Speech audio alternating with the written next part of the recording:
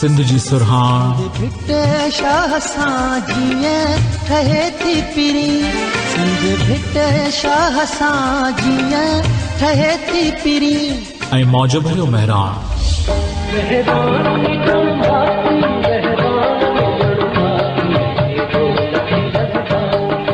तव्हां ॿुधी रहिया आहियो हॉट FM रेडियो नेटवर्क।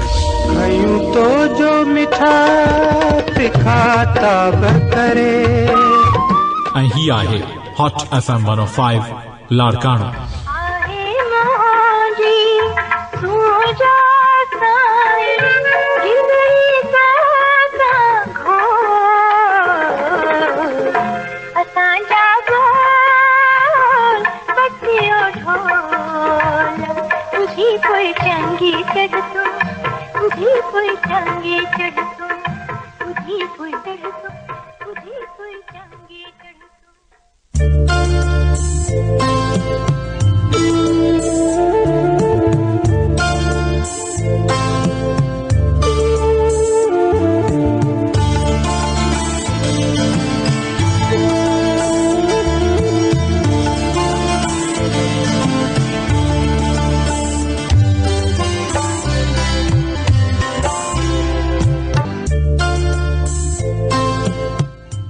मन में थाक तुंहिंजे नेणनि जा, मन में थाक तुंहिंजे नेणनि जा, चप हे राख तुंहिंजे नेणनि जा।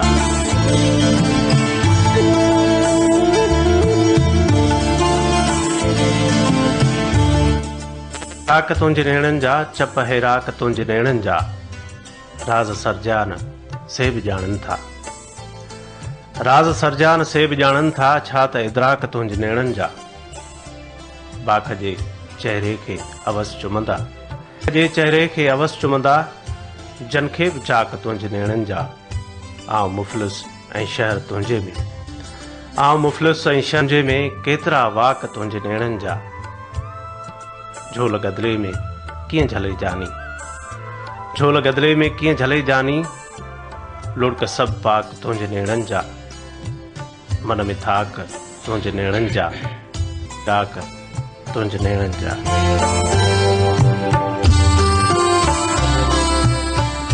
अस्सलाम वालेकुम सामिन, हाट FM 105 लाड़काणो ऐं हाट FM 105 लाड़काणो जो लाइव स्टूडियो मां प्रोग्राम इंडस एरोमा यानी सिंधु जी सुरहान सां खणी अवां जी ख़िदमत में हाज़िर थियो आहे कासिम गिहर। कासिम गिहर मां सभिनी समातुनि खे दिलि सां सलाम थो, सलाम क़बूल पवे। इंडस एरोमा असांजो अहिड़ो प्रोग्राम जंहिं प्रोग्राम जे अंदरि तव्हां असांजी ॻाल्हि ॿोल जेका आहे, मुलाक़ात जेका आहे, उहा हफ़्ते में 2 ॾिहाड़ा थींदी आहे वीकेंड्स ते, यानी छंछरु ऐं आचर जे ॾिहाड़े। छंछरु ॾिहाड़े अवां सां मुलाक़ात जेका आहे उहा शाम जे पहर में थींदी आहे, यानी 4 वॻे खां 6 वॻे ताईं, ऐं आचर ॾिहाड़े अवां सां मुलाक़ात मंझंदि जे हिन पहर में थींदी आहे। मंझंदि पहर में मुख़्तलिफ़ ॻाल्हियूं त कंदा आहियूं, पर हिन प्रोग्राम जे अंदरि असांजी कोशिशि इहा हूंदी आहे त अवां सां कंहिं शख़्सियत जी मुलाक़ात करायूं, अहिड़े कंहिं महबूब माण्हूअ सां मुलाक़ात करायूं जंहिं माण्हूअ सां मिलण जे लाइ माण्हूअ जी दिलि आती हुजे। अहिड़ियूं शख़्सियतूं खोड़ सारियूं, ऐं गुज़िरियल तक़रीबन 3 हफ़्तनि खां अहिड़ियुनि शख़्सियतुनि सां मुसलसल मुलाक़ातूं तव्हांजूं कराईंदा अचूं पिया। अॼोके प्रोग्राम में बि मूंसां हिकिड़ी महबूब शख़्सियत साण आहे, सिंधी शाइरी जो हिकिड़ो तमामु ख़ूबसूरत ऐं वॾो नालो, हमसर सिंधी शाइरी जेका आहे उन्हीअ में हिकिड़ो अहिड़ो निरालो नालो जंहिं निराले नाले जी न सिर्फ़ु निरालो नालो आहे बल्कि उन जी शाइरीअ में बि उहे ई ॻाल्हियूं आहिनि।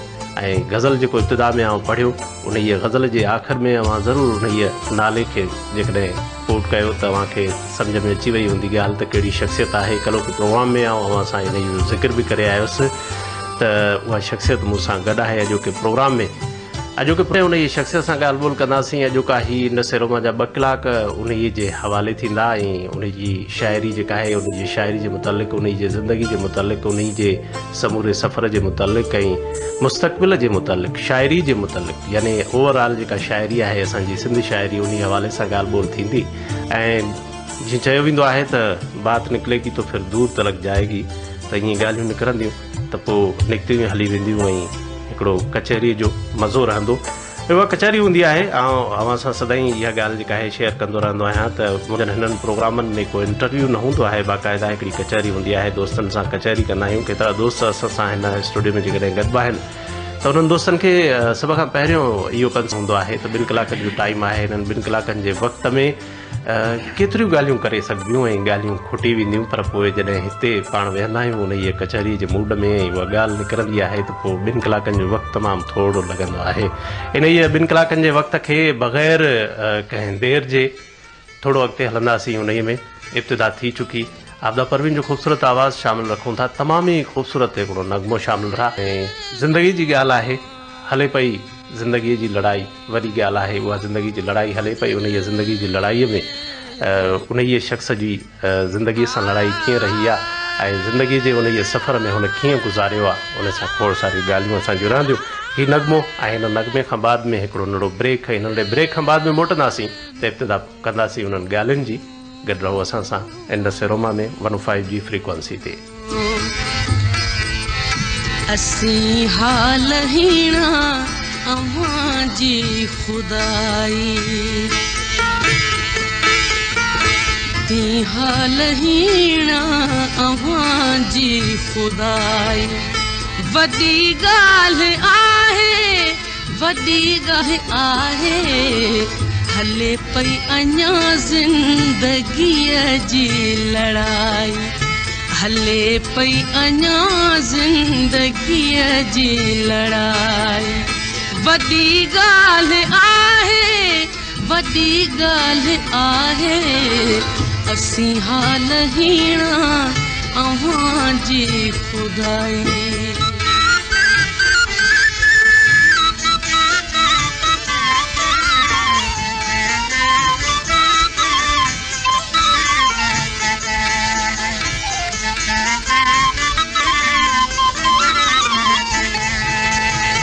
अंधेरन में पलजे पई रोशनाई, वॾी ॻाल्हि आहे, अंधेरन में पलजे पई रोशनाई, वॾी ॻाल्हि आहे, अञा वक़्त खे ॻोल्हे सचाई, अञा वक़्त खे पे ॻोल्हे सचाई, वॾी ॻाल्हि आहे, वॾी ॻाल्हि आहे, असीं हाल हीणा अव्हां जी खुदाई, असीं हाल हीणा अव्हां जी खुदाई, वॾी ॻाल्हि आहे, वॾी ॻाल्हि आहे, असीं हाल हीणा अव्हां जी खुदाई।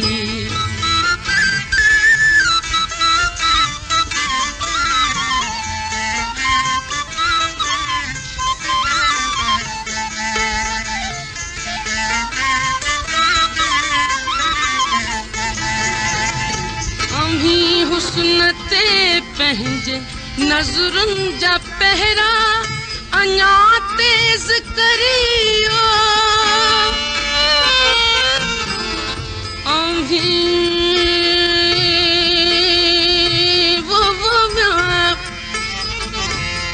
वो मियाँ वो भला अम्ही हुस्न ते, अम्ही हुस्न ते पंहिंजे नज़रुनि जा पहिरा अञा तेज़ करियो, करूं पिया असीं इश्क जी रहनुमाई, करूं पिया असीं इश्क जी रहनुमाई, वॾी ॻाल्हि आहे, वॾी ॻाल्हि आहे, असीं हाल हीणा अव्हां जी खुदाई, वॾी ॻाल्हि आहे, वॾी ॻाल्हि आहे, हले पई अञा ज़िंदगीअ जी लड़ाई, हले पई अञा ज़िंदगीअ जी लड़ाई, वॾी ॻाल्हि आहे, वॾी ॻाल्हि आहे, असीं हाल हीणा अव्हां जी खुदाई।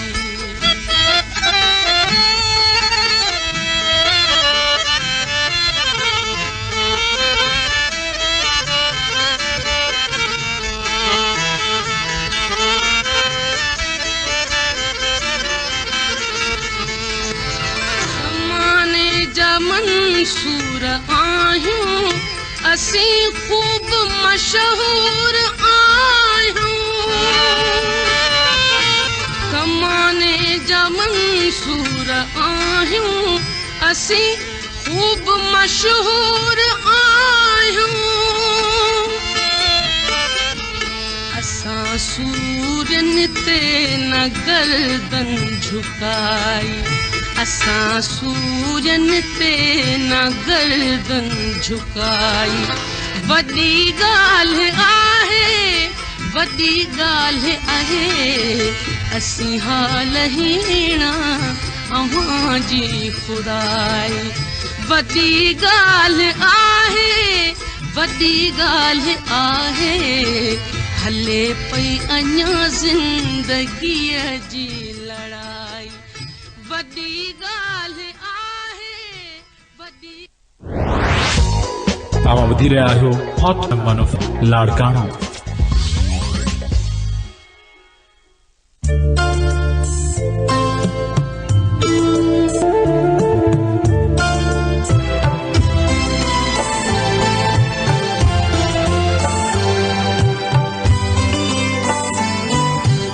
समन बियर भलीकार हिन महफ़िल में अवां सभिनी समातुनि खे हाट 105 लाड़काणे जो आवाज़ ऐं हाट 105 लाड़काणे जे लाइव स्टूडियो मां कासिम गियर अवां सां गॾु इंडस रोमा में ऐं इंडस रोमा अॼोको जेको आहे उहो असां नाले कयो आहे सिंध जे ख़ूबसूरत शाइर ऐं सिंध जे 29 जे शाइर जंहिंखे असां नई टही बि सॾे सघूं था ऐं 29 जे शाइर जंहिंखे असां चोली टही बि सॾे सघूं था ऐं उहो शाइर हाणे चवंदो आहे त हाणे आउं पुराणे में बि शुमार थियां थो ऐं मुंहिंजे साम्हूं मुरकंदड़ हिकिड़ी शख़्सियत ऐं उहो शख़्सियत आहे जंहिंजी हिकिड़ी निशानी ऐं ताज़ो तव्हांखे ॿुधायां दरावड़ दिलि जी तन्हाईअ जो ख़ालिक़ अयाज़ जानी मूं सां गॾु आहे। अयाज़ तव्हांखे पंहिंजी महफ़िल में भलीकार चवंदासीं।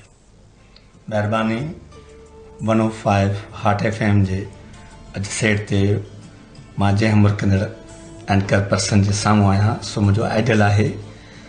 मां ॾिसां थो त संदसि ख़ूबसूरत आवाज़ सां मां पंहिंजो आवाज़ु कीअं पेश कयां ऐं हीउ शख़्स जे मुंहिंजे साम्हूं हीउ सभु कमु करे पियो टेक्निकली साउंड खे बि सिस्टम खे बि ओके करे पियो संदसि साम्हूं कंप्यूटर बि आहे 4-5 ॿियूं मशीनूं आहिनि हीउ एतिरो मुतहरिक दिमाग़ मां हुनखे ॾिसंदे ई हैरान थी वियो आहियां त मां पाण छा ॻाल्हायां जो नालो त अयाज़ जानी आहे सिंधी शाइरी जे हवाले सां हिकु सफ़र कयो आहे पोइ पंहिंजे हाल सारो पंहिंजे शऊर फ़िक्र ऐं अहसास जा जेके रंग मूं पंहिंजे शाइरीअ में आंदा आहिनि उन्हनि खे मूं नालो ॾिनो आहे दरावड़ दिलि जी तन्हाई ऐं जेकॾहिं मूंखे इहा ख़बर हुजे हा त सिंधु जी सुरहाण जहिड़ो नालो बि मौजूदु आहे त मां सम्झां थो त मुंहिंजे किताब जो तमामु ख़ूबसूरत नाम हुजे हा पर बहरहाल वजूद में ऐं धरती जे हवा सां जेका तन्हाई मूं महसूसु कई आहे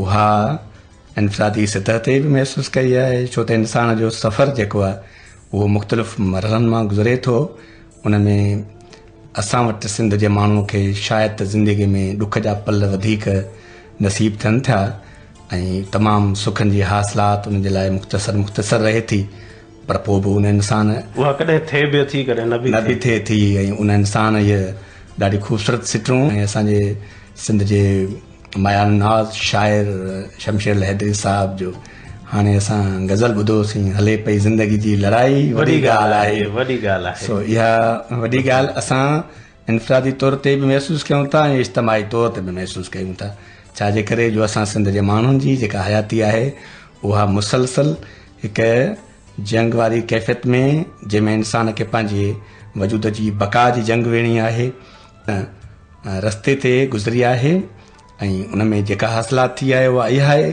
त असां तारीख़ जे तमामु ॾुखनि मरहलनि मां गुज़री पंहिंजो पाण खे पंहिंजे वजूद खे बचायो आहे ऐं जॾहिं असांजे मथां मुख़्तलिफ़ क़िस्मनि जा अताब आहिनि अॼु बि अताब आहिनि पर असां उन्हनि सभिनी खे फेस कयूं था उन्हनि सां मुआद वटकायूं था तकरार कयूं था टकराव कयूं था उन्हनि खे ललकारियूं था इहा ई असांजी ज़िंदगी आहे ऐं कॾहिं बि तारीख़ में शिकस्त न आहे मञी उन हमेशह तागूनी ताक़तुनि सां मुआद वटकायो आहे अरगोननि जहिड़नि ज़ालमनि वहशनि माण्हुनि सां पाण सिंध जे माण्हुनि टकर अरगोननि जो नालो बि सिंध में कोन्हे, पर सिंधी आबाद ऐं शाद आहिनि ऐं सदाईं उहे सिंधी माण्हू पंहिंजी धरतीअ ते आबाद रहणा आहिनि। इन में मूंखे ईअं ई यकीन आहे जेतिरो ख़ुदा जी ज़ात में यकीन। बिल्कुलु इंशाअल्लाह ईअं ई आहे ऐं ईअं रहंदो। ऐं इहे असांजा जेके अज़्म आहिनि उहे पुख़्ता आहिनि ऐं इहे असांजूं उमीदूं आहिनि जेके असांजे अंदर में आहिनि, इहे कॾहिं मरंदियूं न। असांखे इहा जेका आहे सा पक आहे। अयाज़ आउं ईअं चवंदुसि शुरूआत में त कीअं आहियो ऐं किथे आहियो? पंहिंजे वजूद में ई बसि सो हिकिड़े जुमिलो पढ़ियो जीअं अॼु त जवाबु मिलियो पंहिंजे औकात में। इंसान जे लाइ सभ खां वधीक वॾी जॻह आहे पंहिंजे औकात में। पंहिंजे हाल खे ॾिसणु, पंहिंजे हाल खे सम्झणु ऐं पंहिंजे माज़ीअ पंहिंजे हाल ऐं पंहिंजे मुस्तक़बिल ते वीचारणु खपे। मां जंहिं मिटीअ मां जंहिं ख़मीर मां पैदा थियो आहियां उहा लाड़काने जी मिठी आहे। लाड़काने खे विढ़ांद करण वारी मिठी हमेशा जमा ख़ुशबूदार गुल फुटा आहिनि सियासत जे मैदान में, अदब जे मैदान में। हिन वक़्तु बि लाड़काने में आहियो तव्हां? हिन वक़्तु बि लाड़काने में आहियां। तव्हांजो आवाज़ जेको आहे उहो लाड़काने जे हदुनि खे क्रॉस करे सॼी दुनिया में त वञे पियो इंटरनेट जे थ्रू, पर हूअं बि असांजो जेको आवाज़ आहे उहो आवाज़ लाड़काने जे ज़िले जे ॿाहिरियनि हिसनि ताईं ॿियनि ज़िलनि ताईं पहुचे पियो। ऐं मुश्ताक बुखारी असांखे ॿुधे पियो। मुश्ताक जी महिरबानी। मुश्ताक पहुचण सां असांखे वालेकुम सलाम चयो, असांखे वेलकम चई। सदा आबाद हुजे। मुश्ताक तमामु ख़ूबसूरत शाइर आहे सिंध जे असांजे टीह जो ऐं संगत रगवान बि रहियो आहे। अॼु ताईं बि सिंधियत बि संगत सां हुनजी वाबती ज़िंदा आहे। अच्छा, तव्हांजी मुस्तक़िल जेका सुकून आहे हिन वक़्तु माना रहाइश आहे उहा कराची में आहे? हा, मूं बसि ई त मां मूंखे इन ते हिकिड़ी ॻाल्हि यादि अची वई ऐं उहा ॻाल्हि बख़्शण महिराणवीअ जी ॻाल्हि यादि अची वई। त बख़्शण महिराणवीअ सॾायो पए रखियल मोराईअ खे, त रखियल मोराई खे सॾाइण वक़्तु चई त आउं हुन शाइर खे हिन वक़्तु सॾाईंदुसि जेको बेसिकली आहे त मोरे जो, पर हिन वक़्तु कराचीअ में रखियल आहे। यानी आहे लाड़काने जो पर कराचीअ में रखियल आहे कुझु वक़्त खां। हा, मूंखे ईअं महसूसु थियो त मूं हिकिड़ो शेर लिखियो त उन निंड जी कराची तंग हुई जंहिं जाग में मुंहिंजो नौंदेरो न हुयो। वाह। सो मां कराची में आहियां पर उते मुंहिंजा रस्ता मूंखे हलण जी हिकिड़ी सघ फराहम कनि था, ज़िंदगी जे नवनि रस्तनि वञण जो हिकु रस्तो फराहम कनि था। पर बेसिकली जंहिं मिटीअ मां इंसानु जुड़ंदो आहे उनजी शिक, उनजी सिक उहा दाइम रहे थी। मूं कंहिं ज़माने में त न 8 साल अॻु में एतिरो त झूनो न आहियां।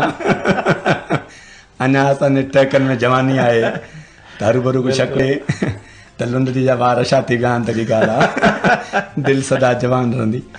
सो ऐं हूअं बि ईअं थींदो आहे शाइर जी दिलि त बिल्कुलु जवान ई रहंदी न। हुन में मूं वाईअ में ज़िक्र कयो हो त हाणे हद हदीद में हाणे नंदेरे छा लाइ भटके रू थो। वाह वाह।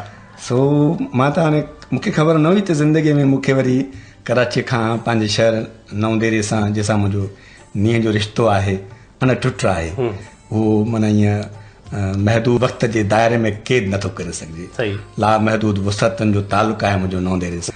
पर मुंहिंजो जनम जेको आहे उहो ख़ैर मोहम्मद आरिजा जो आहे। भले इन ई पासे ॾांहुं वञण वारो तव्हां पंहिंजी पाण शुरूआत कई।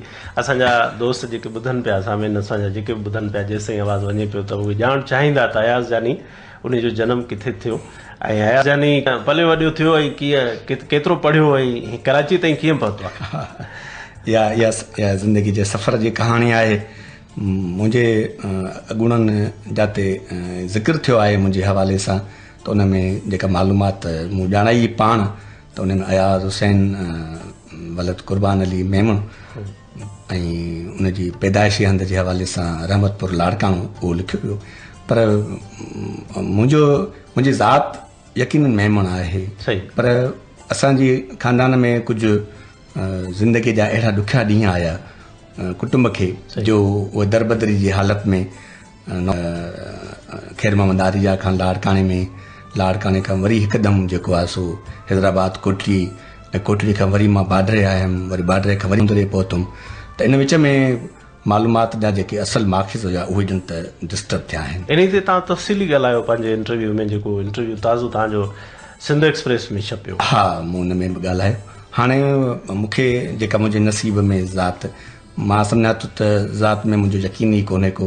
मां चवंदो आहियां त ज़ात मां निकिरूं त राति मां निकिरूं। सही। जेसि ताईं सिंध जा माण्हू इन क़बीलाई ज़ातियुनि ऐं इन ज़ातियुनि जे बुनियादनि ते ठहंदड़ तंज़ीमुनि मां ॿाहिरि न निकिरंदा, आज़ाद न थींदा, त शायदि असांजे नसीब जी उहो सिर्फ़ु असांजो आरज़ी ऐं असांजी असुल जेका ज़ात उहा सिंधी आहे। ज़ात सिंधी आहे।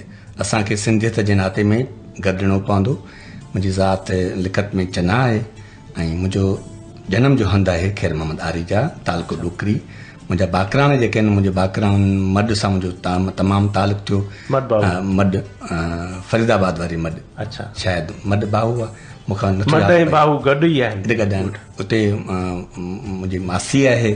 हेॾां बकरान में मुंहिंजा नाना हिन जेका आहे उहा नाना बकरान जी हुई। जनम तव्हांजो ख़ैर मोहम्मद आरिजा। उतां 1965 धारे बाबा साईंअ खे पंहिंजी जॻह विकिरो करणी पई। ख़बर न आहे त उन वटि कहिड़ियूं हालतूं हुयूं। बिराल उहो कहिड़ो ग़लति फ़ैसिलो सम्झो वियो। ऐं बाबा फ़क़ीर तबियत जो माण्हू हुयो। उनजो भेण वियो लाड़काणे में, ही मिस्टर अब्दुल रऊफ़ अब्बासी हाणे वफ़ात करे विया आहिनि। उन्हनि जी हिते अलमंदर सिनेमा बि हुई, हाणे उहो प्लाज़ा थी वियो आहे। उहे मुंहिंजो पुफड़ आहिनि।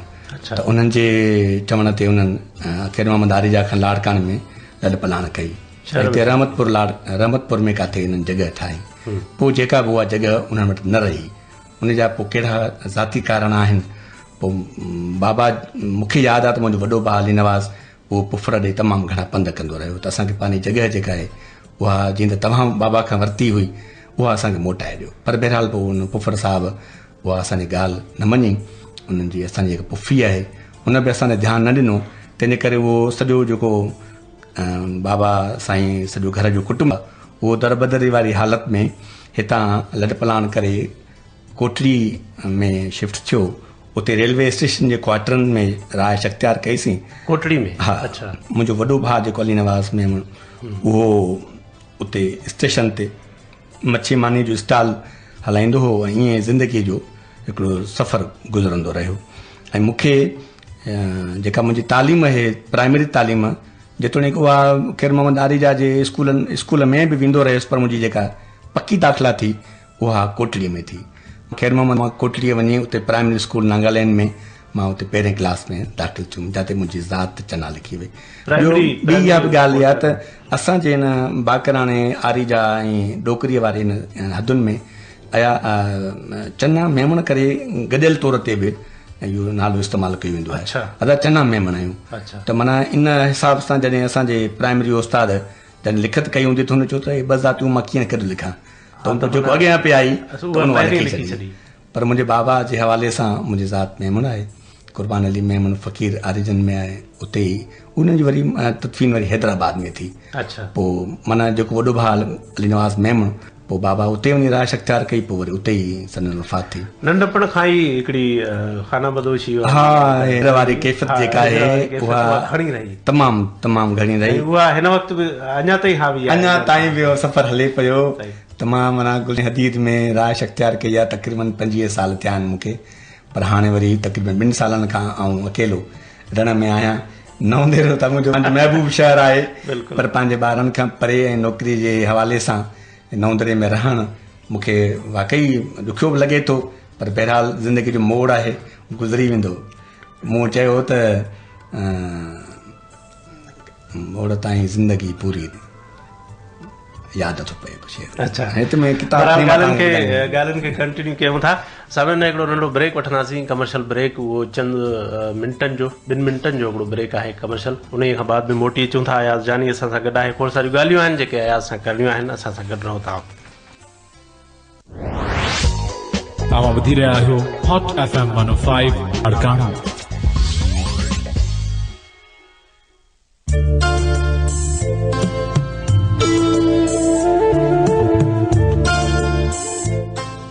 हाट 105 लाड़काना सरोमा प्रोग्राम में अवां सां गॾु आहे कासिम खेर ऐं मूंसां गॾु आहे अयाज़ जानी, सिंध जो ख़ूबसूरत शाइर ऐं दरावड़ दिल जी उन दिल जी तन्हाई आहे, जंहिं तन्हाईअ खे किताब में अयाज़ अॼोकी महफ़िल में असां सां गॾु आहे, उन सां ॻाल्हि ॿोल हले पई। अयाज़, कोठड़ीअ ताईं अवां ॻाल्हि कई पंहिंजी, त कोठड़ीअ में अवांजी जेका आहे उहा इब्तिदाई तालीम जेका आहे प्राइमरीअ खां शुरू कई अवां, उन खां बाद में वरी हाई स्कूल थियो, उन खां बाद में वरी सेकेंड प्राइमरी तालीम जी जेका आहे सूरताल उहा 3 शहरनि में थी। अच्छा, माना कोठड़ीअ खां शुरू थी वियो। 2 क्लास मूं कोठड़ी में पढ़िया, वरी 1 क्लास या 2 क्लास मां बाडरे में पढ़ियमि, 5 क्लास मां नवंदरी में पढ़ियमि। अच्छा, हाणे 5 सालनि जी इहा कहाणी 3 शहरनि में पूरी थी आहे। इन जे करे मां अॻु जेको तव्हांखे गज़ल पे ॿुधाइणु चाहियो, अच्छा, जेको जेको असांजी यादि जो जेको हाल आहे उनखे ॻोल्हे वरितो, हा, उनखे किताब मां मदद वरिती आहे। मुंहिंजे साम्हूं दरावड़ दिलि जी तन्हाईअ मां हीअ गज़ल अवां सां शेयर कयूं था। साण आई छो घिटी पूरी थिए, साण आई थिए मोड़ ताईं ज़िंदगी पूरी थिए। वाह वाह। साण आई छो घिटी पूरी थिए, मोड़ ताईं ज़िंदगी पूरी थिए, तूं असांजे घाव खे ॾिसजांइ खणी जेकॾहिं का रखी पूरी थिए। वाह।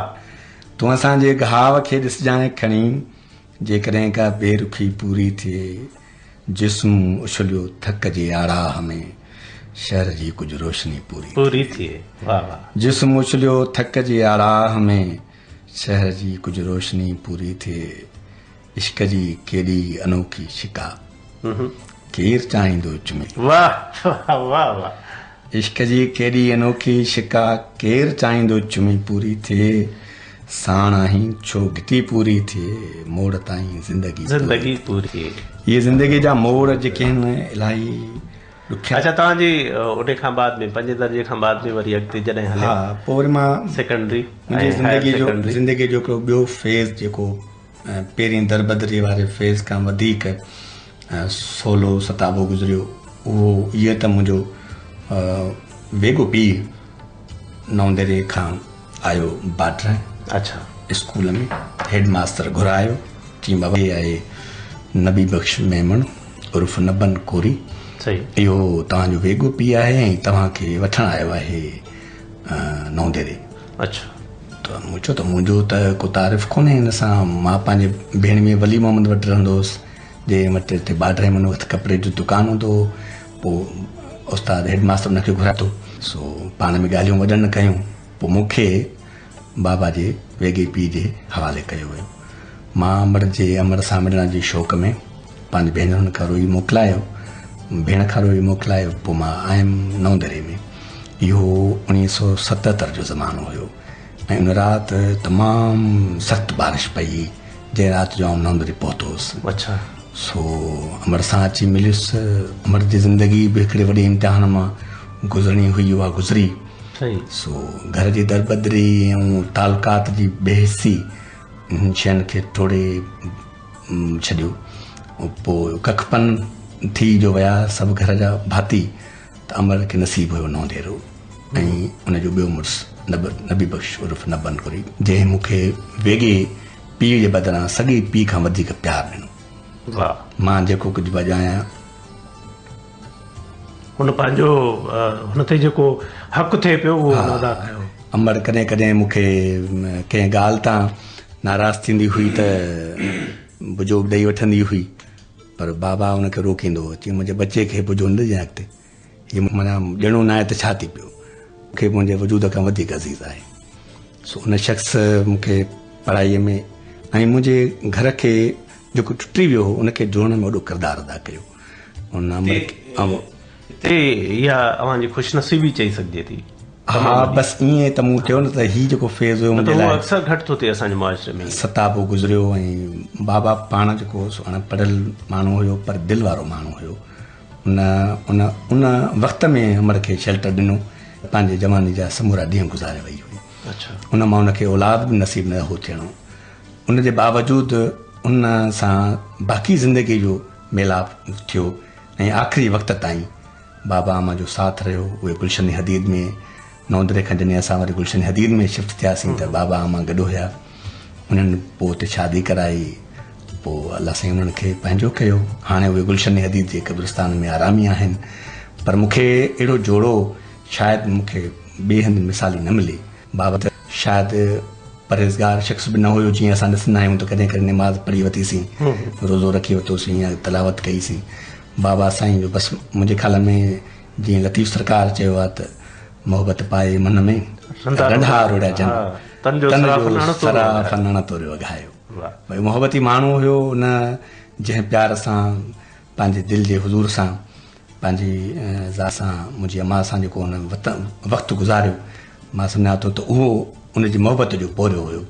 ऐं उन ॾींहुं मूंखे यादि आहे त बिना कंहिं जे ककर वसी पिया हुया ऐं चवंदा आहिनि त पुठीअ ते ककर वसणु इहे रहमतुनि जी अलामत।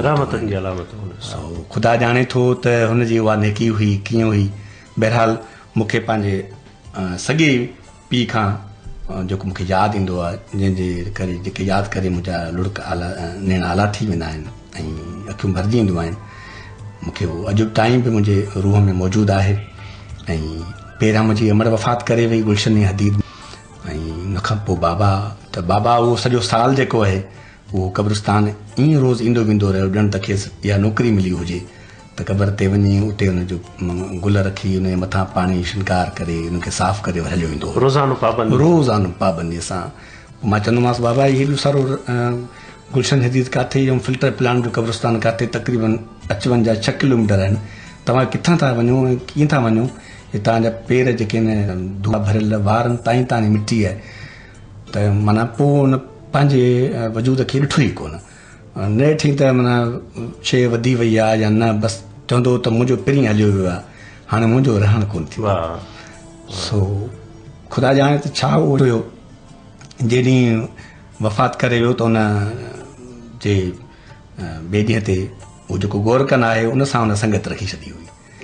उहो अमर जे भरिसां जेका जॻह हुई उनजे मथां हिकिड़ी कूड़ जी क़बर ठाहे छॾी हुई, त इहा माना जॻह वालार जी न अक्सर ईअं थींदो आहे, थिए थो न, त उनजे मथां बाक़ाइदे उहो त पोइ गोरकन माना मुंहिंजे माना भाॻो रुनो चई त बाबा मूंखे कल्ह शाम जो इहो शख़्स चई वियो आहे त मां सुभाणे वेंदुसि आहियां, मुंहिंजो पुटु थी अकेलो मतां उहो परेशान थिए, हाणे पाण संभालजांइ। सो चए पियो त हीउ छा कहिड़ी करामत हुई, कहिड़ो शख़्स हुयो, कहिड़ी मिटी जो ठहियलु हुयो। मां सोचियुमि त बसि इहा मोहबत आहे, मोहबत इंसान खे अमर करे छॾे थी। बिल्कुलु। सो उहो ज़मानो मुंहिंजो नवंदरे में गुज़रियो। मां प्राइमरी जो 5 दर्जो नवंदरे में प्राइमरी स्कूल में पास कयमि, उन खां पोइ 6वीं जमात खां वठी मैट्रिक गवर्नमेंट हाई स्कूल नवंदरे में कयमि। मुंहिंजा तमामु बाज़ारा उस्ताद मोहम्मद रमज़ान पहोर, ज़हीन उस्ताद, साईं मोहम्मद पुनल पंजुदेराई कामरेड असांजे, जंहिं असांखे न रुगो तालीम जे ज़ेवर सां आस्ता कयो, पर यकीन कयो त जेका बि शऊर जी ताक़त आहे, जेका बि रोशन ख़्याली आहे, पंजुदेराई जो वॾो हथु आहे, उहो असांजो आदर्शी उस्ताद रहियो आहे। अॼु बि मां मिलंदो आहियांसि त पेरनि ते तिरकंदो आहियांसि, चवंदो आहियां जानी फ़क़ीर माण्हू आहे, पर जेका बि गोदड़ीअ में लाल आहे उहो साईं बिल्कुलु अहिड़ो ई माण्हू आहे, डेडिकेटेड माण्हू आहे, बिल्कुलु डेडिकेटेड। ऐं हिन माण्हू सां अलाए छो सिंध जे ख़ूबसूरत क्लासिकल ऐं आदर्शी उस्तादनि खे निहारियूं नथा, न त इन्हनि अज़ीम शख़्सियतुनि सां रिहाणियूं कजनि, उन्हनि खे घुराए वठिजे, उन्हनि जा तजुर्बा असां ॿुधूं। असल में जेका वॾी हासिलात आहे समाज जी, उहा असांजे उस्ताद जे हवाले आहे, उनखे बि रिकग्नाइज़ करण जी तमामु ज़रूरत आहे। सो उस्ताद मोहम्मद रमज़ान पहोर, साईं नंदलाल असांजो तमामु बाज़ारो उस्ताद, ऐं सभ खां वधीक जेको क्लास 8 में असांखे जंहिं पढ़ायो, जंहिं असांजे इंग्लिश ग्रामर जा बुनियाद रखिया, उहो साईं अब्दुल कयूम सुमरो साहिबु। अच्छा। उहो असांजे 8 क्लास में ई उन साल ई उनखे दिलि जो दौरो पियो ऐं असांखां विछड़ी वियो। इहे मिसाली उस्ताद मूंखे अॼु ताईं बि मूंखे यादि आहिनि। पोइ मैट्रिक वारो ज़मानो बि नवंदरे हाई स्कूल में, नवंदरे हाई स्कूल में, अच्छा, उहो ज़मानो बि गुज़री वियो। पोइ मूं इंटर कई गवर्नमेंट डिग्री कॉलेज रतुदेर मां, अच्छा, जाते अॼुकल्ह मां सिंधीअ जो लेक्चरार आहियां, उते ई पढ़ायां पियो। इहो 1984 जी ॻाल्हि आहे। मैट्रिक 82 में कई, 84 में इंटर कई, 86 में वरी मुंहिंजो माना तालीम जे हवाले सां जेको आहे नुक़सानु इहो थियो जो इंटर साइंस जो हुजण जे बावजूदि, प्री मेडिकल में दाख़िला थियण जे बावजूदि मूं अप्लाई कोन कयो, फ़क़ति इन करे त गुरबत तमामु घणी हुई। ऐं वॾा के अमीर कबीर कोन हुया, तमामु ग़रीब हुया, ऐं छोलनि जी रेढ़ी उहा स्कूल में हलाईंदा हुया, उन में हुननि जो घर जो गुज़र सफ़र लॻंदो। ऐं मूंखे हिकिड़ो घर जे भरिसां हिकिड़ो नंढो दुकानु हुयो जंहिंमें किराने जो सामान हूंदो हुयो। मां बि ज़िंदगी जे हिन गाॾे में इहो महिनत सां पंहिंजे वालिद साहिब सां हथ में हथ ॾेई इहो सफ़र फन जी दुनिया में अयाज़ जेके माण्हू अचनि था न उन्हनि माण्हुनि जी शुरूआत जेका आहे कुझु हितो ई थिए थी ऐं बेसिकली जेका उहा अंदरि खे जेका इंस्पायरेशन मिले थी न उहा इन ई दुनिया में मिले थी। जेकॾहिं गुलज़ार जॾहिं वॾे माण्हू खां पुछा कयो त हुन चयो त मां गैरेज में कमु कंदो हुउसि, राति जो लालटीन ते पढ़ंदो हुउसि ऐं 4 आने में हिकिड़ो किताबु खणी वेंदो हुउसि ऐं उहो वञी उते पढ़ंदो हुउसि ऐं उन 4 आने में अलाए केतिरा किताब जेके आहिनि उन पढ़ी वेंदो हुउसि ऐं केतिरा किताब उन पढ़ण जी लालच में चोराए वेंदो हुउसि उन वटां। इहो थिए सामिन हिकिड़ो नंढड़ो ब्रेक, बिल्कुलु सेकंडनि जो हिकिड़ो ब्रेक वठूं था। उन सां ब्रेक खां बाद में ॻाल्हि ॿोल जेका आहे उहा जारी रहे थी पंहिंजी। असां सां गॾु रहो।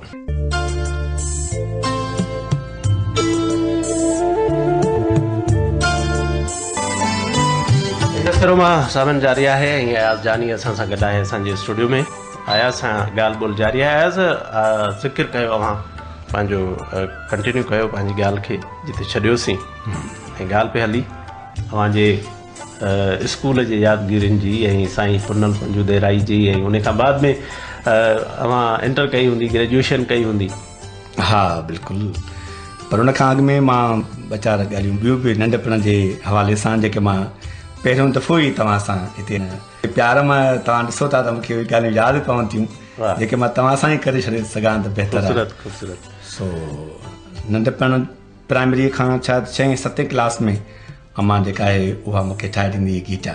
अच्छा। ऐं ख़बर अथव गीचो बुरकिनी शइ आहे ऐं लज़ीज़ शइ आहे, ॾाढी लज़ीज़। अम्मा अलाए कंहिं पाड़ेसराणी वटां उहो कमु सिखी आहे। अटो हुनखे अटो ॾाढो सख़्तु हूंदो आहे ऐं अमर हुनखे माना वेलण ते वेले वेले ॿाहूं सुकी वेंदियूं आहिनि। पोइ नेठो गीचा ठाहे ऐं उहे बि माना स्कूल जे वापसीअ खां पोइ उहे गीचा ठहंदा हुआ। मन त मंझंदि वारे न ततल ॾींहं में अम्मा जेका आहे तेल कढ़ाई जे साम्हूं वेही गीचा तरींदी हुई। पोइ अधु मुने कलाक में टोकरो जेको गिहनि सां भरिजी वेंदो। मां पंहिंजे अच्छा उन्हनि जी साख़्त बि कुझु इन क़िस्म जी हूंदी आहे। जेकॾहिं तव्हां 15-20 जेकॾहिं टोकरे में विझो त वॾो टोकरो भरिजी वेंदो आहे, ईअं ई हूंदो।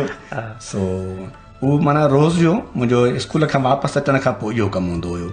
अच्छा। सो हिकिड़ी भेरे छा थियो जो पाड़े जे हिकिड़े हरकती दोस्त मुंहिंजे टोकरे जे भरिसां बीही उनखे ॿी करे वरी ईअं थोरो धिको ॾिनो। धिको जो ॾिनो त हुननि त माना प्री प्लान कयो त अॼु माना जाने अयाज़ जा गीचा जेके वञणा आहिनि। सो उनजो हथु जेको आहे न सिधो वञी खारे जे विच ते पियो। उहो सभु गीचा जेके आहिनि टुकड़ा टुकड़ा पुरज़ा परदा मूंखे लॻी कावड़ मां इहे ठोछो ठाहे हयोमांसि। अच्छा। हयो जो मांसि त हे जेको मिटो हुउसि न मंगणे जो दोस्त हुयो पाड़े जो ऐं सफ़ा माना मुंहिंजे कद जॾहिं हुयो। उन्हनि दोस्तनि सां हाणे बि मुलाक़ात वरी मुलाक़ात थी आहे ज़माने खां। अलाए नंढो छॾे विया आहिनि अलाए न। अच्छा। सो मां जो मुख ई मांसि मिटो माना फूकजी वियसि न। मां माना इहो सफ़ा परेशान टुकड़ो उते ई छॾे मां तो भॼी वञा घर। अच्छा। पोइ त वरी फैसला थिया, बाबा जन खे छिकणो पियो। साईं ॿिए दफ़े वरी हिकिड़ो ॿियो वाक़ियो थियो। मूंखे कॾहिं कॾहिं ज़ाल चवंदी आहे तूं नफ़ीस ज़रूरु आहे पर आहीं कावड़ी न। मां चवंदो आहियां जेका नफ़ास ते न हुआ असांजे फ़क़ति लिखण में आहे, अंदर में जेका कावड़ असां सां कढी सघियासीं उहा काॾे वञे। उहा त तशनगी रहे थी न। उहा रहे थी न। उहा ई त इहो सभु कुझु कराए। वरी छा थियो मां पोइ वरी गर्मी बेसिकली हूअं बि ईअं थींदो आहे जेको ज़ाहिरी तौर ते तमामु घणो कावड़ील माण्हू लॻंदो आहे उहो अंदरां ॾाढो नरम हूंदो आहे। ऐं इहा कावड़ हूंदी इन जे करे आहे त उहा कावड़ अंदरि न रखंदो आहे, उहो ॿाहिरि कढी छॾींदो आहे। जीअं चवंदा आहिनि त जेके मज़ाह वारा माण्हू हूंदा आहिनि उहे अंदरि में जुड़ियल हूंदा आहिनि। इहो आहे इंसान में। हिकिड़ो ॿियो वाक़ियो तव्हांखे ॿुधाईंदो हलां त वरी गर्मियुनि जे मौसम में ॻंढनि जो असां वटि अक्सर हले पियो बर्फ़ जो ॻंढो। सो मूंखे रेड़ी हूंदी इहो रंधो हूंदो हुयो ऐं बर्फ़ जा शीशा हूंदा शरबत जा बर्फ़ जी हूंदी। मां निकिरंदो हुउसि स्कूल खां पोइ कोरनि जे पाड़े में बीहंदो हुउसि। ॾाढा ॿार हूंदा हुआ उन पाड़े में। शाम जो मुंहिंजो संग पींदो। हिकिड़ो अमरा रोज़ानो मूंखे सुञाणप वारो ॻंढो जेको आहे वठी पैसा ॾेई कोन। हलो ठीकु आहे हिकिड़ो ॾींहुं वरी 2 ॾींहं 3 ॾींहं नेठि माना मुंहिंजो पारो चढ़ियो। हिकु मां चयोमांसि तूं मूंखे अॻिला पैसा ॾीं कोन थो ऐं तूं मुंहिंजो ॻंढो खई थो वञी, रोज़ खायो थो वञी, हिसाबु किताबु कोन थो करे। चई त पोइ असांजे पाड़े में छो थो अची? माना तुंहिंजो पाड़ो आहे रस्तो तुंहिंजो आहे। हुन वरी अरदाई ॾेखारी त मां नंढो मां हुन छा कयो जो रंधो खणी पाण माना बर्फ़ खणी शीशो शरबत हणी ऐं मज़े सां ईअं माना हलियो वियो। मूंखे न लॻी हक़ इंसाफ़ जी ॻाल्हि ऐं वरी हक़ तलफ़ी थिए। अच्छा, इहो वक़्तु जेको आहे आया इन वक़्तु तव्हांजी केतिरी उमिरि आहे? बसि इहा 8 माना प्राइमरी 8 क्लास 8 मिडिल। अच्छा, मिडिल वारी घणी उमिरि थींदी? टीनेज 13 साल। 13-14 साल टीनेज जेका आहे। अदा पोइ छा थियो जेको रंधो इहो खई हणायसि टिकट में। अब हीअं लॻुसि रत जा माना फुआरा रेल ते छॾे ऐं गुम।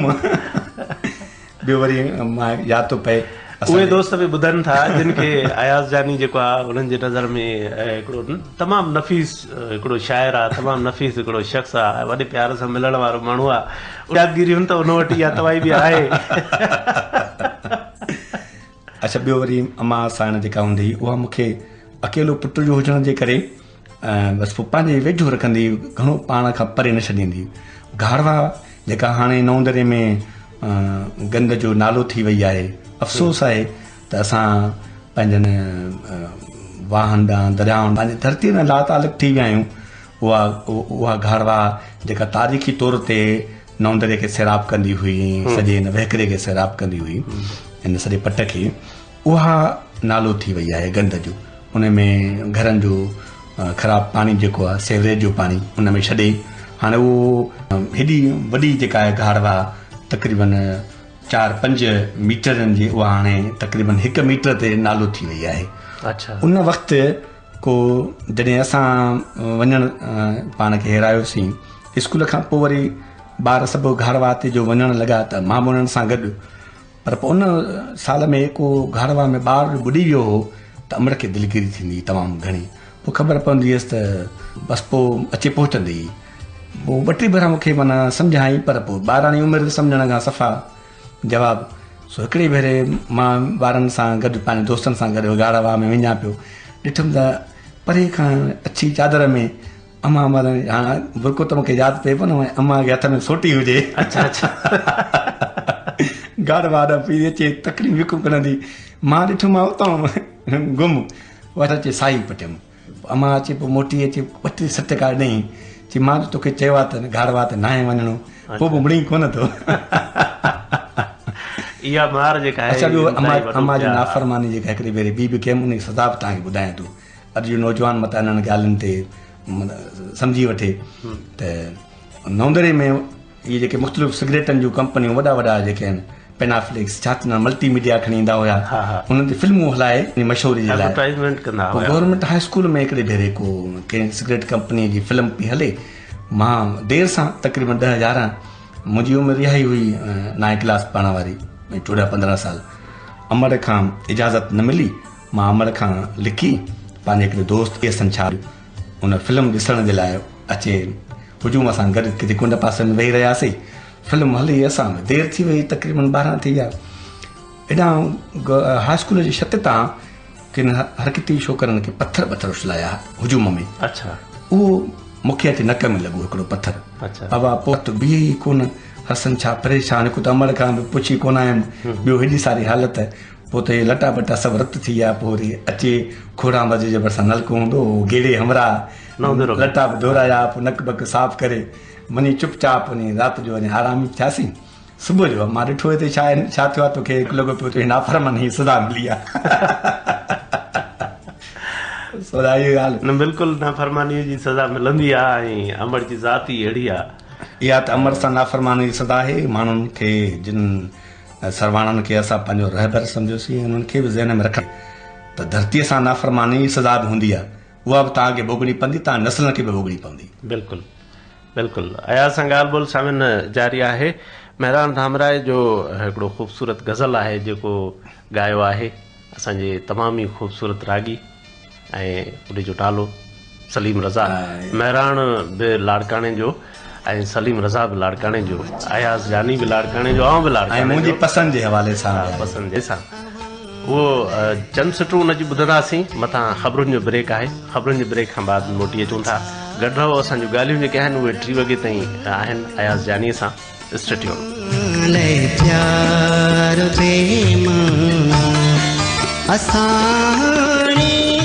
सजो जाने मुझी सार बेमाना अब छा जानो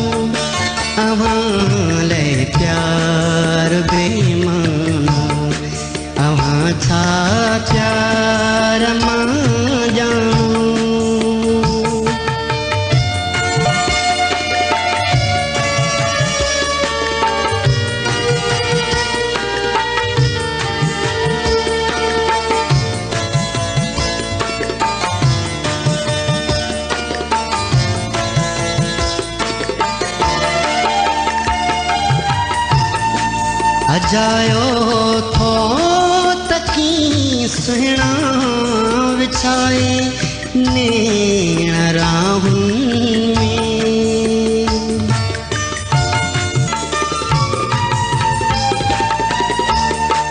अजायो थो तकी सुहिणा विछाए नेण राहुनि में अजाई सींद शर्माए अंगणे छिणकार बेमाना असाणे छजो जाने अव्हां जी सार बेमाना अव्हां छा प्यार मां ॼाणो अव्हां लाइ प्यार बेमाना. Check it out. This is Hot 105.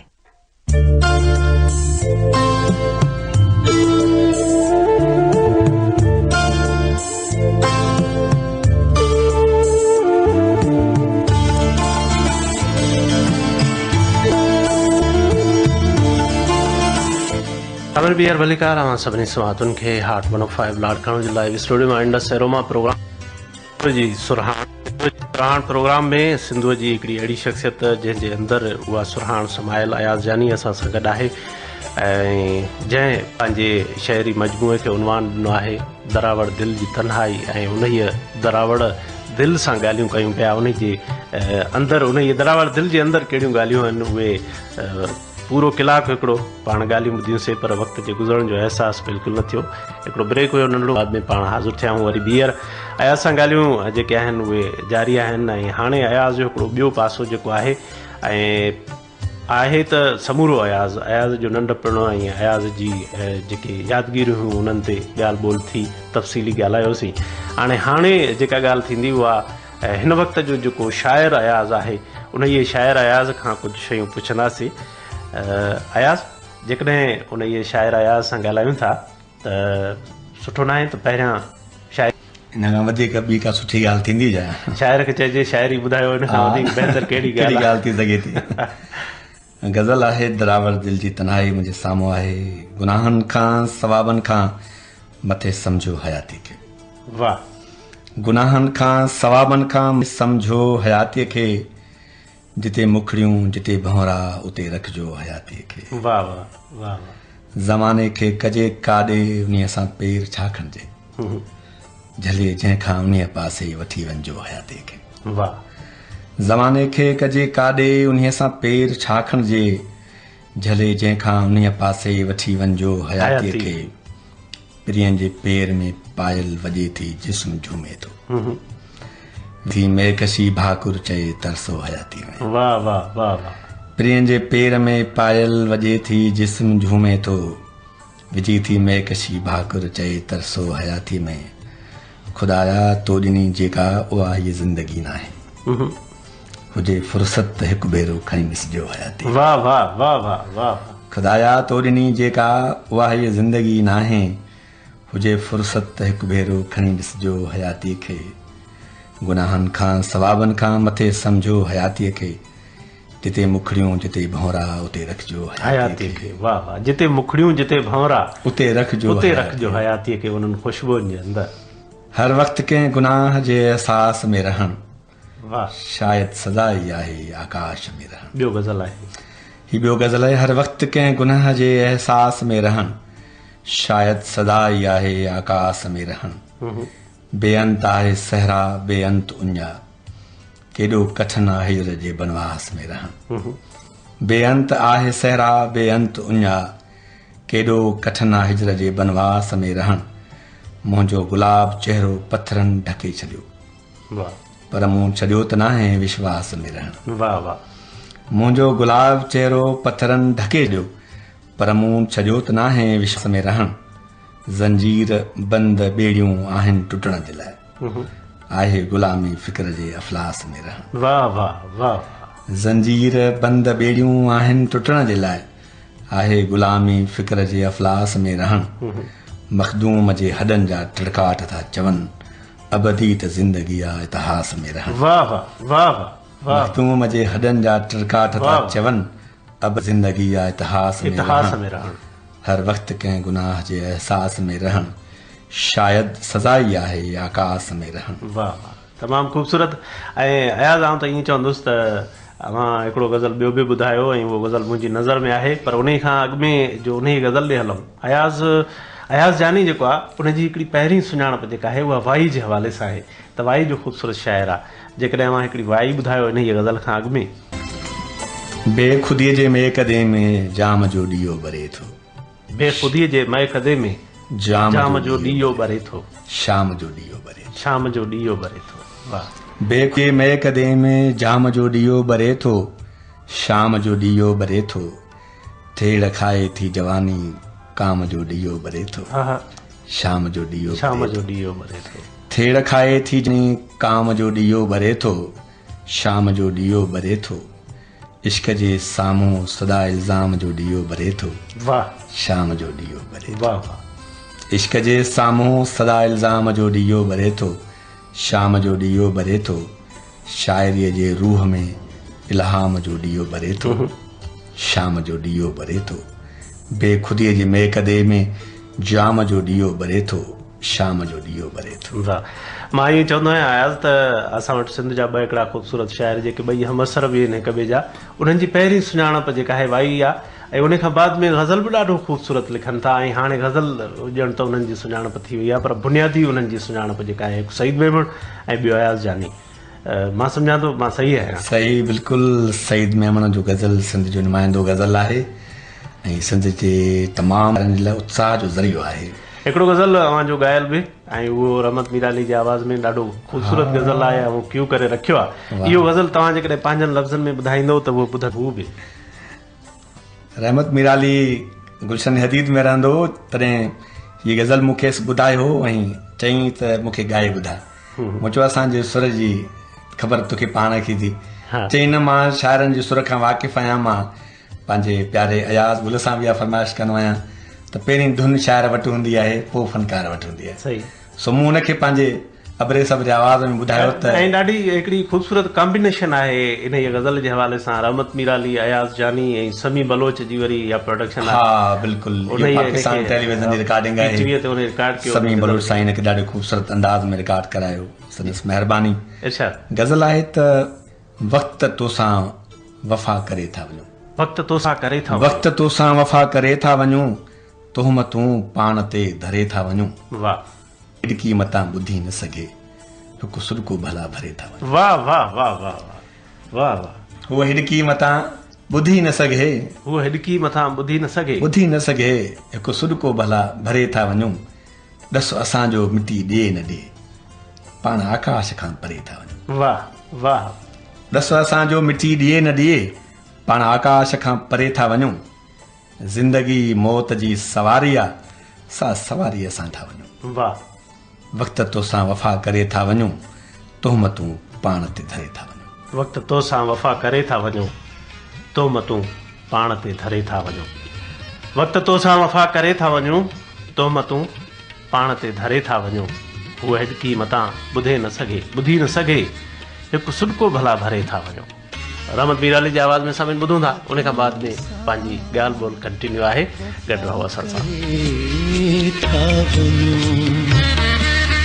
वक़्त तोसां वफ़ा करे था वञूं, तुहमतूं पाण ते धरे था वञूं, तुहमतूं पाण ते धरे था वञूं, वक़्त तोसां वफ़ा करे था वञूं।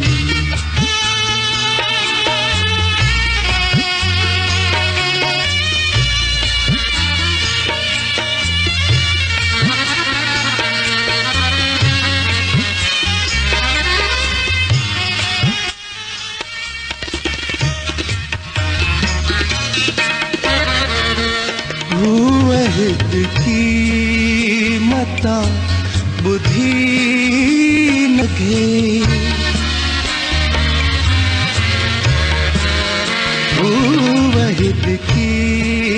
मता बुधी न सघे तू वहिद की मता बुधी न सघे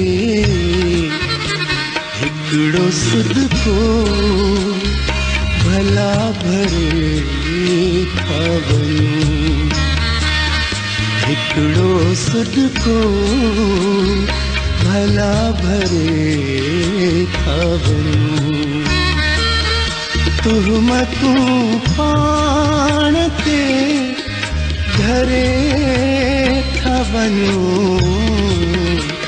वक्त तो सां वफा करे था वञूं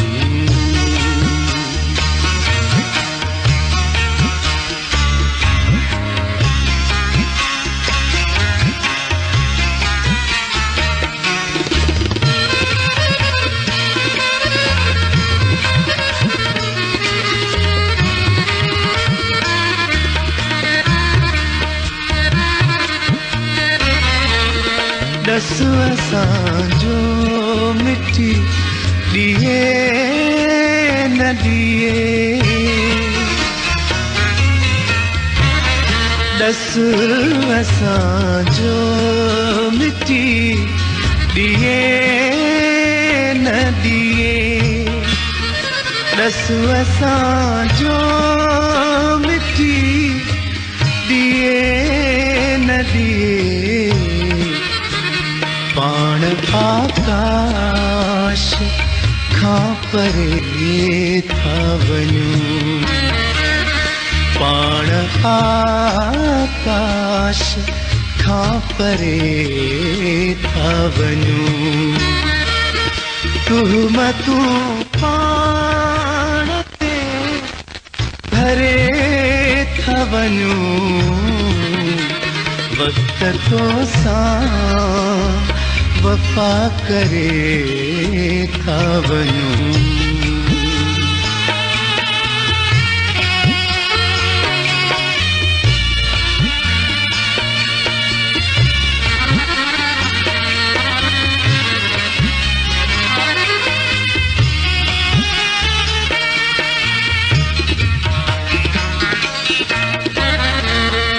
जिंदगी मौत जी सवारिया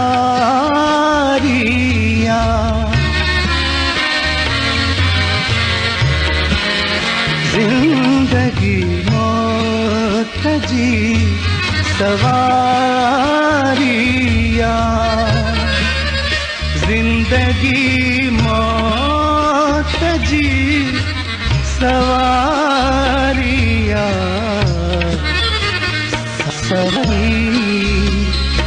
असां करे था वञूं सा सवारी असां करे था वञूं तुहमतूं पाण ते धरे था वञूं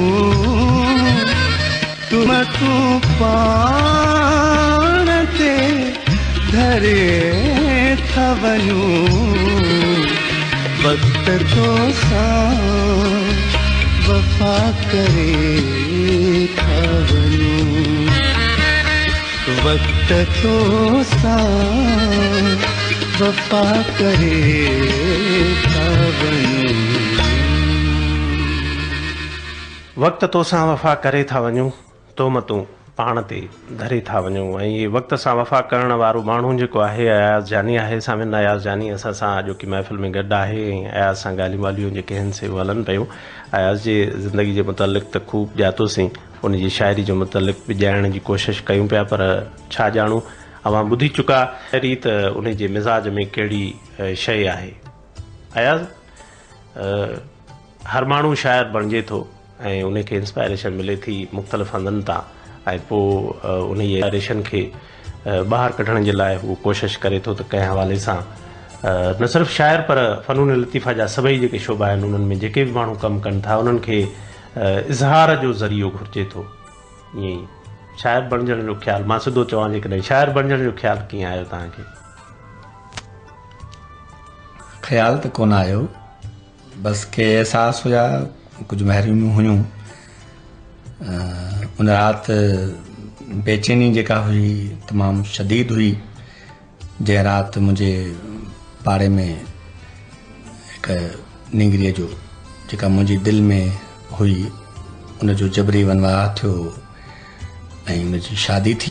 त मन इहा जेका ला हासिल इश्क वारी कैफ़ियत हुई ऐं असांजी पवित्र इश्क जी कैफ़ियत हुई जो उनजे मथां इल्ज़ाम तराशूं थियूं ऐं पोइ मूंखे लॾ पलाण बि करणी पई। बाबा साईं खे बि ॾुखिया ॾींहं ॾिसणा पिया। बहरहाल उहे जेके रंग आहिनि ज़िंदगीअ जा, उन्हनि ज़िंदगीअ में हयाती में जेको हिकिड़ो शऊर पैदा कयो त असांजो ही जेको सिंध जो मुआशिरो आहे उहो जबरी मुआशिरो आहे। इन में प्यार सां न आज़ादीअ सां न प्यार करे सघिजे थो, न प्यार सां आज़ादी हासिल करे सघिजे थी, वेड़ करणी पवे थी। ऐं सभु उहा मुसलसल रहे थी। सभु माण्हू विड़ी नथा सघनि कासिम। के माण्हू पंहिंजे समाज जी क़दरनि में पंहिंजे वॾनि जी ॾिनल साख ऐं इज़त खे बचाइण जे लाइ मूंखे वाई लिखी हुई। उहा इन कैफ़ियत में हुई त घर न ओरांगे सघी, दर जे चांवट ते पथर थी वई छोकिरी। रिश्तो रिश्तो डर हुयो, डर जे चांवट ते पथर थी वई छोकिरी। त माना इहे कैफ़ियतूं अहिड़ियूं आहिनि जंहिं खे टोड़ियो बि ऐं जोड़ियो बि। माना मुंहिंजे मिचीअ खे जेका अॻु में ई दरबदर हालतुनि जे करे उन में उहो रचाव न हुयो, उहा इश्क जी उन तपिश में आवीअ में तपी उन में रचाव पैदा थियो। इहा प्यार खां वधीक मां सम्झां थो त कंहिंसां प्यार करणु, उहा महबूबा हुजे, फिज़िकली वजूद में हुजे, यादि में हुजे, या पंहिंजी मिटीअ सां हुजे, पंहिंजी धरतीअ सां हुजे, धरतीअ जे माण्हुनि सां हुजे। मोहबत जेका आहे उहा शाइरी जो महराज आहे। उन खां सवाइ शाइरी जो तसवुरु नथो करे सघिजे। मुंहिंजी शाइरी जे अंदरि बि इहा जेका ला हासिल इश्क जी कैफ़ियत आहे उहा मुंहिंजे अंदरि में अॼु ताईं बि माना इहा मेट्रिक वारे ज़माने जी ॻाल्हि आहे। अॼु मां माना अची करे पंहिंजे पीरसनीअ ते पहुतो आहियां, मुंहिंजा पुट इश्क पिया कनि। असां उन्हनि खे उहो माहौल था फ़राहम करे ॾियूं त घटि में घटि जिन कैफ़ियतुनि मां असां गुज़रियासीं महरूमनि मां, त उन्हनि खे कुझु हासिलु थिए। ऐं मूंखे ख़ुशी आहे त मुंहिंजे पुट खे उहा ख़ुशी हासिलु थींदी। त माना असां जेके महरूम माण्हू आहियूं, असां पंहिंजे आदर्श पंहिंजूं ख़ुशियूं पंहिंजे औलाद में ॾिसूं। इहो तसवुरु वरी असां पंहिंजे धरती में ॾिसणु चाहियूं। धरती खे ख़ुशियूं हासिलु नथियूं थियनि, असां वरी बि पंहिंजे मुस्तक़बिल में ख्वाबनि में यकीन था रखूं त उहे ख़ुशियूं धरती खे ॾिसूं। इहा ला हासिल वारी कैफ़ियत मां इहो बि चवणु चाहियो त इहा वॾी इंस्पायरेशन आहे, ख़ासि तौर ते फ़नून लतीफ़ा जो माण्हू जेको आहे, शाइर जेको आहे, ॻोल्हियां मलाह वारी ॻाल्हि। तख़लीक़ हासिल मां नथी थिए, तख़लीक़ ला हासिल जी पैदावार आहे। जेका शइ मूंखे नथी मिले उनजी तड़प रहे थी। ॻोल्हियां मलाह इहो त इहो त हिकिड़ो फ़ैसिलो हुयो हिकिड़े शाइर जो, हिकु फिलासफ़र जो। त जॾहिं हुन ॾिठो त जॾहिं शयूं हासिल थियूं थियनि त उन्हनि जी कशिश, उन्हनि जी शिक नथी रहे, उन्हनि जो चहिरो धुंधलो थी थो वञे, त पोइ इहो त असांजे हिकिड़े पंहिंजे शऊर फ़ैसिलो कयो त असां उन्हनि खां शयुनि खां थोरो दूरी ते रहूं, उञ ख़तम थी वञे, दूरी ते रहूं, उहा अंदर जी उञ ख़तम थी वञे हासिल थियण सां। पर मुंहिंजो शाइर वरी ईअं बि चए थो त जेका कैफ़ियत आहे त तव्हां किताबनि में पनखियूं त रखो था, पर जेको उञारो कवि आहे उन सां त ॻाल्हायो न। त माना इहा जेका हासिलात वारी जेका आहे कैफ़ियत, उहा बि मुंहिंजी शाइरीअ में आहे।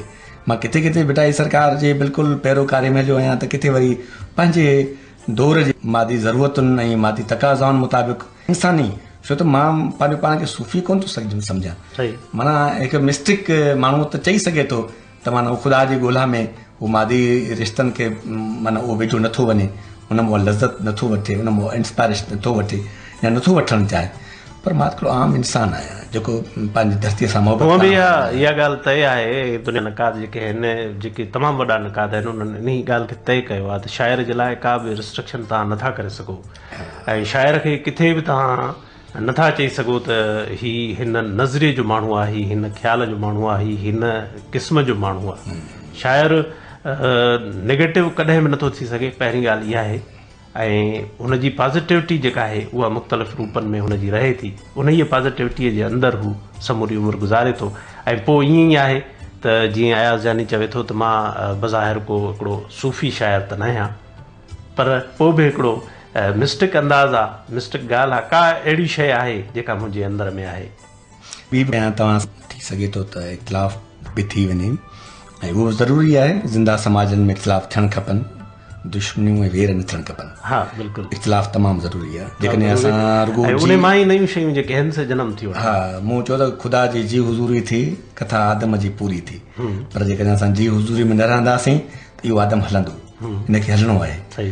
त तारीख़ में आदम जो वजूद इंसान जे अशरफुल मख़लूक़ात जो हुजण जो वजूद आहे।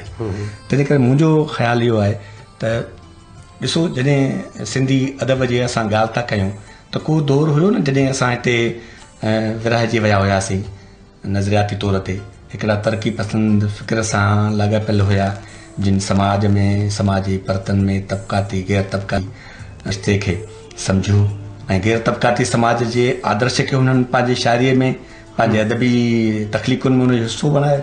ऐं ॿियो हिकिड़ो गिरोह हुयो जेको रियासत सां सहकारी हुयो ऐं उन्हनि पंहिंजे अदब खे उनजो हिसो बणायो, त उन में कंहिं बि मक़सद खां सवाइ हू ज़िक्र कंदा हुआ रूमानियत जो ऐं मोहबत जो।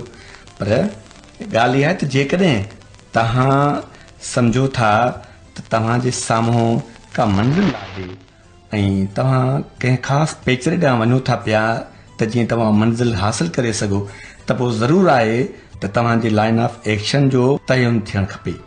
तव्हांजे पेचरे जो तयन बि थी वियो, तव्हांजे मंज़िल जो बि तयन थी वियो। हाणे उहा हिकमत अमली मीन्स उहो नज़रियो, ॻांढापो, शौर जो ॻांढापो, उहो हुजणु ज़रूरी आहे। मां सम्झंदो आहियां त छुड़वाग क़िस्म जो अदब घटि में घटि असां सिंधी समाज में रहंदे इन जी असां कॾहिं बि हिमायत नथा करे सघूं। असांजो समाज अञा छिड़विड़ समाज आहे, उन में मस्बत क़दरनि जी जेका परवरिश आहे उहा थियणु खपे, उहा बग़ैर कंहिं नज़रिए जे अवां नथा करे सघूं। मां त हीअ चवंदो आहियां अयाज़ त किथे किथे लिखण वारो जेको आहे, जेको लिखे थो, शाइर हुजे या नसर निगार हुजे, उहो जेके नज़रियाती जेके वैल्यूज़ आहिनि, क़दुरु आहिनि, या नज़रियात जो जेको दाइरो आहे, उन्हनि खां बि वधीक पॉज़िटिव थी वञे थो। मिसाल असांजे साम्हूं आहे डॉक्टर ज़वागो जो, पासरनाग जेको डॉक्टर ज़वागो लिखियो, त जॾहिं तव्हां डॉक्टर ज़वागो पढ़ंदव या तव्हां उन ते ठहियल फिल्म ॾिसंदव त उन ई मां तव्हांखे ज़ाहिर थींदो त उन ई वक़्तु जेको सोशलिस्ट इनकलाब अचे पियो, उन जे दौरान जो थियो डॉक्टर ज़वागो उनखे हुन जेको किरदारु ॾिनो आहे पासरनाग उन इनकलाब खे ख़राबु कोन चयो आहे, पर उन जे दौरान जेको कुझु वियो वापरियो आहे, उन जी हिकिड़ी हुन शिकिल ॾिनी आहे जंहिं ते कामरेडनि उन ते पासरनाग बिराल कराहत जो इज़हार कयो आहे। इन में फिल्म में डॉक्टर ज़वागो में जिते जिते बि वेड़े जो अमल थिए थो, उते डॉक्टर ज़वागो उनखे मज़ाहिका खेज़ या तंज़ भरी नज़र सां ॾिसे थो। जेका उन ते वायोलेट नथो करे सघे त उन जे ख़िलाफ़ु पंहिंजे मन में मांधाण मतल आहे।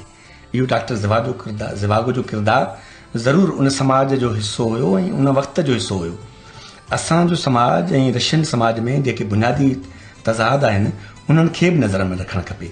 असां क़ौमी आज़ादीअ जे हवाले सां अञा अहिड़े फेज़ मां गुज़री रहिया आहियूं जिते असां माण्हू जेके आहियूं, इहे मुख़्तलिफ़ नज़रियाती हिसनि में, पार्टियुनि में विरहायल माण्हू आहियूं। असांखे अञा इन नुक़्ते ते वधीक वेही इन नुक़्ते ते वाज़े थियण जी ज़रूरत आहे। अमली तौर ते असांखे तरफ़ जो तयन करणु तमामु ज़रूरी आहे। तव्हां छा था सम्झो त जेको कुझु अदब लिखियो थो वञे सिंधी अदब जे हवाले सां, उन में कंहिं ख़ासि मक़सद जो प्रचार आहे नाहे, पर हिकिड़ी तड़प जेका आहे उहा ज़रूरु मौजूदु आहे त समाज में तब्दीली अचणु खपे। उहा तब्दीली कहिड़ी हुजणु खपे? उहा समाजवादी ज़िंदगी जो पेचरो वठणु खपे, आज़ादी जो पेचरो वठणु खपे, पर कंहिं नज़रिए जो अदब में कंहिं हवाले सां उन प्रचार नथा चऊं, उन तब्दीली बि कोन था चऊं, पर उन्हनि किरदारनि जे ज़रिए उनजो अहसासु उभारणु ज़रूरी आहे। माना हिकु नज़रिए जो हुजण बि तमामु ज़रूरी आहे। जेकॾहिं चओ था त अदब नज़रियो आहे, त पोइ अदब त उहो बि हो जेको असां जिन खे कयोसीं, चयोसीं रुजत पसंदि आहे, अदब त उहो बि हुयो। अदब बराए अदब वारी जेका फिज़ा हुई उन में बि त नज़रियो हुयो, हुन में बि नज़रियो हुयो। ऐं असां चऊं था अदब बराए ज़िंदगी, त उहो बि नज़रियो आहे। सही। असांजे समाज में कहिड़े नज़रिए जी वधीक फोकियत हुजणु खपे उहो त असांखे तइनु करणु खपे न। असां हालतुनि खे सम्झण खां बग़ैर, पंहिंजे मारूज़ी हालतुनि खे सम्झण खां बग़ैर असां जेकॾहिं वॾनि तरक़ी याफ़्ता समाजनि सां पंहिंजो पाण खे भेटींदासीं त उन्हनि जे भेट में तमामु सदियूं पोइ वेया आहियूं, पोइ असां उन सां कीअं भेट करे सघंदासीं। सभिनी ॻाल्हियूं जारी आहिनि अयाज़ सां। अयाज़ असांजी स्टूडियो में असां सां मौजूदु आहे। अयाज़ जानी सिंध जो ख़ूबसूरत शाइर। हिकिड़ो ब्रेक आहे ऐं इहा ब्रेक खां बाद में पंहिंजी ॻाल्हि जेका आहे जारी रखंदासीं। असां सां गॾु रहो। तव्हां ॿुधी रहिया आहियो हॉट FM 105 लाड़काना।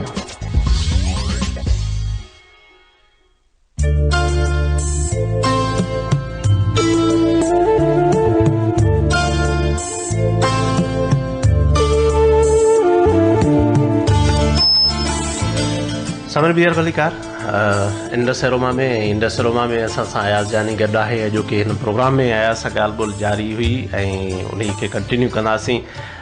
नज़रियाती हवाले सां अयाज़ जेकॾहिं ॻाल्हि निकिती त हिकिड़ा ख़्याल जेके आहिनि उहे पेश कया वेंदा आहिनि ऐं उन हवाले सां नज़रियाती हवाले सां जेकॾहिं इन ॻाल्हि खे ॾिसिजे त चयो वेंदो आहे शाइरी इल्हाम आहे। तव्हांजी नज़र में छा शाइरी इल्हाम आहे या शऊरी कोशिश आहे? मतिलबु इहो जेको पासो आहे इन खे कीअं डिफाइन कंदो तव्हां? मुंहिंजे अॻां वाईअ में इहा सिटत हुई, इल्हाम जो ॾीओ ॿरे थो। हा, त मां महसूसु त कयां थो त मां कॾहिं कॾहिं वजदानी कैफ़ियत में इन्हनि लफ़्ज़नि जो सहारो वठां थो पियो जेके मुंहिंजे मज़हब जे ख़िलाफ़ु आहिनि, मुंहिंजे शऊर जे बि ख़िलाफ़ु आहिनि, पर इन्हनि लफ़्ज़नि जी जेका वजदानी कैफ़ियत आहे उन खां बि इनकार नथो कयां। छो त कॾहिं कॾहिं शाइरी जे सफ़र में कुझु अहिड़ा ख़्याल अचनि था जेके तव्हांजे शऊर जे ताबे न आहिनि। उहे तव्हां सम्झो था त तव्हांजो शऊर उन्हनि ताईं पहुतो ई कोन हुयो, पर उहे ख़्याल उन शऊर जे हदनि खां बि अॻिते जाके ख़्याल आहिनि। त माना मूंखे ईअं लॻे थो त का मिस्टिक कैफ़ियत जेका आहे, तसौफ़ वारी कैफ़ियत आहे, उहा बि किथे न किथां असां सां गॾु आहे। सिंधी माण्हू जी जेका माना ईअं हज़ारनि सालनि जी तहज़ीबनि जी मिटी जेका आहे, मिट्टी गोयल जेका आहे सिंधी माण्हूअ मिट्टी जी आहे, उहा उन जे अंदरि हिकिड़ो सूफ़ी रहे थो। सूफ़ी रहे थो, बिल्कुलु।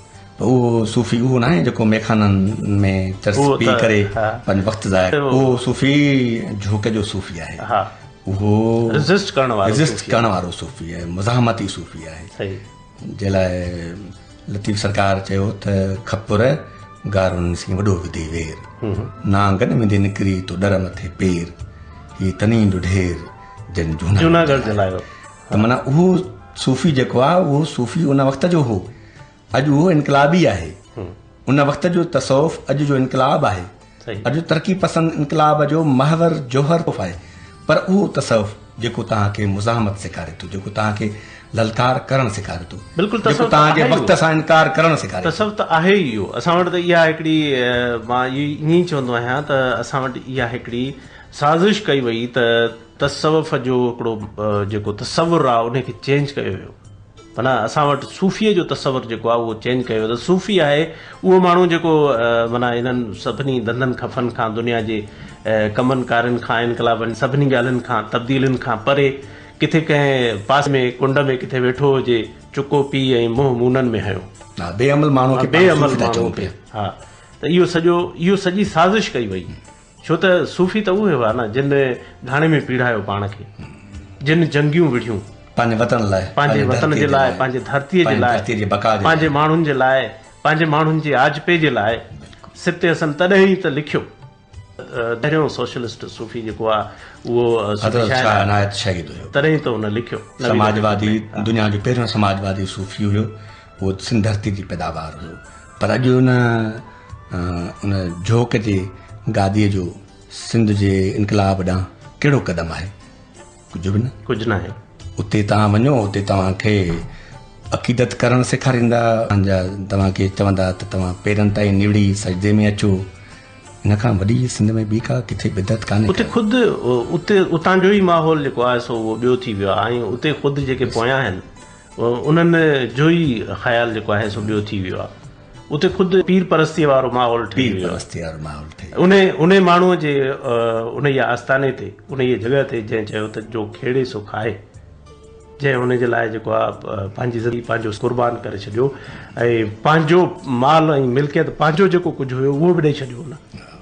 अॼु ॾिसूं था माना झोक वारा जेके जानशीन आहिनि बिटाई सरकार जे गादीअ जा जेके जानशीन आहिनि सचल दरा जेके गादी नशीन आहिनि कॾहिं उन्हनि सिंध जे ख़िलाफ़ जेके मुख़्तलिफ़ साज़िशूं थी रहियूं आहिनि जेके अक़ूबतूं थी रहियूं आहिनि असांजा नौजवान जेके आहिनि गभरू ॻाढ़ा गुलाब चिचरियल हालत में मिलनि था त छा इन्हनि गादियुनि जे तरफ़ खां कॾहिं का उन्हनि खे ललकार मिली आहे?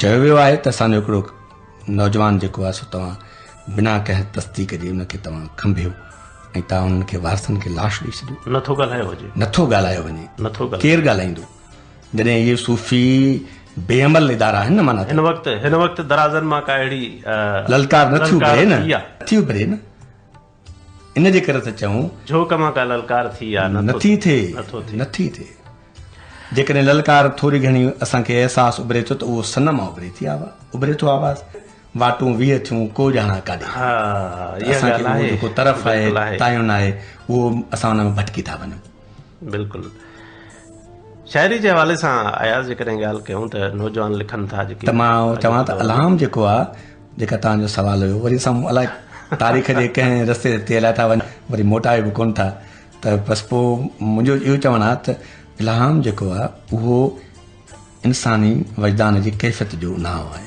जॾहिं तव्हांजी तख़लीक़ जी ताक़त तव्हांजे वजूद खां उन खां ॿाहिरि निकिरणु चाहींदी तव्हांखे कैफ़ियत में महसूसु थींदो त तव्हां खां को लिखाए थो तव्हांजो फ़क़ति कलम हले थो। शेख हयात बि ईअं किथे चयो हुयो पर मां चवां थो उहा तव्हांजे शऊर जो उहा इंतिहाई ताक़त आहे उहा वाइटल फोर्स आहे जेका तव्हांजे उन हद खे छुहे थी जिते तव्हां बेअख़र लिखो था। तव्हांजो शऊर जेकॾहिं उहो निंड में आहे तॾहिं बि उहो तव्हांजी जाग ते मूंखे यादि अचे थो इहा ई ॻाल्हि जेका आहे सा जेम्स जॉयस बि कई त मां जॾहिं यूलिसिस लिखियो यूलिसिस उनजो दुनिया जो मशहूरु नाविल आहे त मां जॾहिं यूलिसिस लिखियो त यूलिसिस मूंखां ईअं लिखिजी वियो ऐं मां उन वक़्तु पंहिंजे उन शऊर वारी कैफ़ियत में न हुयुसि उन ई कैफ़ियत में हुयुसि जो मां कुझु लिखियो पए ऐं मूंखे कंहिं कुझु लिखायो पए ऐं ईअं मां सॼो नाविल लिखी वियुसि। उहा वाकई कैफ़ियत इहा आहे इहा शऊर ऐं लाशऊर जी जेका इंतिहा आहे इहो लॉजिकल तव्हां गैबी ताक़तुनि जो मज़र न सम्झो जेकॾहिं सम्झो था त ठीकु आहे तव्हां उन ई पैटर्न ते हलो पर मुंहिंजो जेको शऊर आहे जेको मारूज़ी हालतुनि मां पैदा थियो आहे मां सम्झां थो त इहा शऊर जी कैफ़ियत आहे। जॾहिं तव्हांजो शऊर तव्हांजे वजूद मां निकिरण जी कोशिशि कंदो तव्हांखे कुझु गैर मामूली क़िस्म जूं ॻाल्हियूं ऐं कुझु अहिड़े क़िस्म जा इशारा मौजूदु मिलंदा जेके काइनात में मौजूदु आहिनि तव्हां उन वञण जी कोशिशि कंदो तव्हांखे लॻंदो त का ताक़त आहे जेका तव्हांखे वठी वञे थी तव्हां उन जे इशारे ते वञो पिया पर तव्हां सां तॾहिं त तव्हां उनखे तरतीब ॾेई लफ़्ज़नि जी सुर ॾेई सघो था न। जेको आर्ट आहे उहो छा आहे उहो तव्हांजी शऊर आहे न। इल्हाम में आर्ट त कोन्हे न इल्हाम में तख़य्युल आहे न। पोइ जॾहिं तख़य्युल खे असां पंहिंजे क्राफ्ट में पंहिंजे हुनर में आणियूं था त माना शऊर आहे न। शऊर खां धार त कुझु बि न आहे न शऊर खां धार फ़क़ति चिराए पई यानी उन मेडनेस आहे उहो जेको इल्हाम आहे ऐं शऊर आहे उन जो हिकिड़ो मख़सूसु वक़्तु आहे जेको जॾहिं उहे ॿई गॾिजी हिकिड़ो कमु कनि था। उहो मख़सूसु वक़्तु तॾहिं थो अचे जॾहिं तव्हांजे वजूद में शऊर ऐं लाशऊर जो गॾियल आहंग पैदा थिए थो ताक़त पैदा थी थी उन ताक़त मां तव्हांखे महिरबानी कयो पिया उहो ॼण त तव्हां न पिया लिखो माना उहो तव्हां फील था कयो पंहिंजे ताक़त सां ब्रेन सां पर लिखो त वरी बि तव्हां था न रियलिटी त इहा ई आहे पर तव्हांजो अहसासु लॻे थो तव्हांखे ईअं महसूसु कराए थो त का ॿी ताक़त आहे। तॾहिं ई त चयो वेंदो आहे तनक़ीदगार तॾहिं ई चवंदो आहे त जेको शाइर तव्हांखे शाइरी पढ़ी ॿुधाए थो उहो माण्हू ॿियो आहे ऐं जंहिं उन ई वक़्तु जॾहिं उन शइ खे लिखियो आहे उहो माण्हू ॿियो हो। हा ईअं त आहे उन ई ॿियो थी थो वञे। अॻिते हलूं तख़लीक़ खे ख़ुदि मेडनेस बि चयो अॻिते हलूं ऐं अॻिते अॼोके दौर जा जेके शाइर नौजवान शाइर लिखनि पिया उन हवाले सां जेकॾहिं ॻाल्हि ॿोल कयूं तव्हांजी टही जेका आहे हिन वक़्तु सीनियर टही आहे सिंध जे अंदरि उन्हनि मां तव्हां नौजवाननि मां केतिरो मुतमइन आहियो नौजवान जेके सिंध में लिखनि था मुख़्तसरन मुंहिंजो दोस्त रखियल मोराई चवंदो असां 50 सालनि जे पोइ वञा नई टही असां पुराणी टही कॾहिं थींदासीं मूं चयो बाबा जेसि ताईं इहे जेके वॾा वेठा आहिनि न इहे सदन जे क़ाबिज़ हूंदा तव्हां तेसि ताईं नई टही सो मां हक़ीक़त इहा ॿुधायां त सिंधी अदब में हिन वक़्तु तनक़ीदी पेराए में हिकिड़ो जुमिलो मां चवंदुसि तव्हां उनखे हक़ीक़ी तौर ते मुंहिंजे सचाई ॾांहुं महसूसु कजो त हिन वक़्तु नौजवान टईअ में अहमद सोलंकी जो शानदार नसर तनक़ीदी नसर मौजूदु आहे इन ई दौर में अली आका जो नसर जेको आहे तव्हांखे पढ़ण लाइ मिले थो फेसबुक ते जेका हुननि पंहिंजे मज़मूननि में सिंधी शाइरी जी जेका दुनिया ॻोल्ही लधी आहे इहे जेके नई शाइरी जी तनक़ीद जा जेके नवां रंग आहिनि उहे ॿुधाइनि था त असांजे सीनियर शाइर नक़ादनि जा हाणे उन्हनि हंधनि ते उन्हनि हंधनि ताईं पहुचण जी ताक़त विञाई वञे उन्हनि खे उहा परवाज़ ई हासिलु न आहे जिते असांजा नई टई जा नक़ाद जेके आहिनि उहे उन हंध ते पहुचनि था तव्हां ॾिठो त सईद मेमन जे किताब ते जेको अज़ल जो आॾाणो आहे हुन ते छा त उन अहसान दानिश पंहिंजे फ़िक्र जो अभ्यास पेश कयो मां सम्झां थो त इहा सिंधी शाइरीअ जी जेका हीअ तनक़ीदी एप्रिसिएशन आहे इन खां वधीक बहितर तरीक़े सां पंहिंजे दौर खे पंहिंजे शाइरीअ खे ट्रिबेशी नथो करे सघिजे सही इन जे करे मां चवां थो त हाणे असांखे वाक़ई बि पंहिंजे टई शाइरनि ते पंहिंजे शाइर टई जे नक़ादनि ते ई ॾिसणो पवंदो उहे एतिरे लाइक़ु आहिनि जो उन्हनि खे असां तनक़ीद निगार जी हैसियत में बि जेकॾहिं सॼूं त मां सम्झां थो त सिंधी अदब जो हक़ थींदो हुयो नई टई ऐं इन हवाले सां शाइरी जे हवाले सां बि मां सिंधी शाइरी मां मुतमिन आहियां इन करे जो मां पाण उनजो हिसो आहियां मां मायूस कतई न आहियां जेतोणीकि मुंहिंजी शाइरीअ जो हिकिड़ो उदास हिकिड़ो अंदाज़ आहे तव्हां अञा नई टई में पाण खे शुमार कयो था हा बसि इन जे करे जो असां पुराणी टई क़बूल नथी करे पई हिकु टई बि आहे जेका बिल्कुलु नई टई आहे ऐं ईअं खणी चयो आयासीं त हिकिड़ी उहा टई आहे जेका नौजवान टई आहे उनखे असां ताज़ी टई चई सघूं था नौजवान टई आहे ऐं हिकिड़ी जवान टई आहे ऐं तव्हां जवान टईअ में अचो था नौजवान अञा ॿिया आहिनि उन नौजवाननि मां केतिरे क़दुरु मुतमइन आहियो मां पहिरां पंहिंजे हमअसर शाइरनि में ॿ टे नाला खणणु ज़रूरी सम्झंदुसि मां पंहिंजे प्यारे दोस्त शाइर सईद मेमन जो ज़िक्र कंदुसि जंहिं सिंधी गज़ल जे हवाले सां पाण खां पोइ ईंदड़ टहिनि ते नसलनि ते पंहिंजो गज़ल हसीन गज़ल जो जेको असरु छॾियो आहे उहो तारीख़ में हमेशह बहितर अंदाज़ सां हुनजी परख कई वई त सईद मेमन खे सिंध जे शाइरी में हिकिड़ी तमामु आला मक़ाम ते पहुचाईंदो उन खां पोइ असां ॾिसूं था त वसीम सुमरो सईद मेमन वारे दौर में उन खां अॻु में असांखे वसीम सुमरो वाईअ में गज़ल में असांखे मिले थो पियो अॼु ताईं बि उनजो तख़लीक़ी मयार क़ाइमु आहे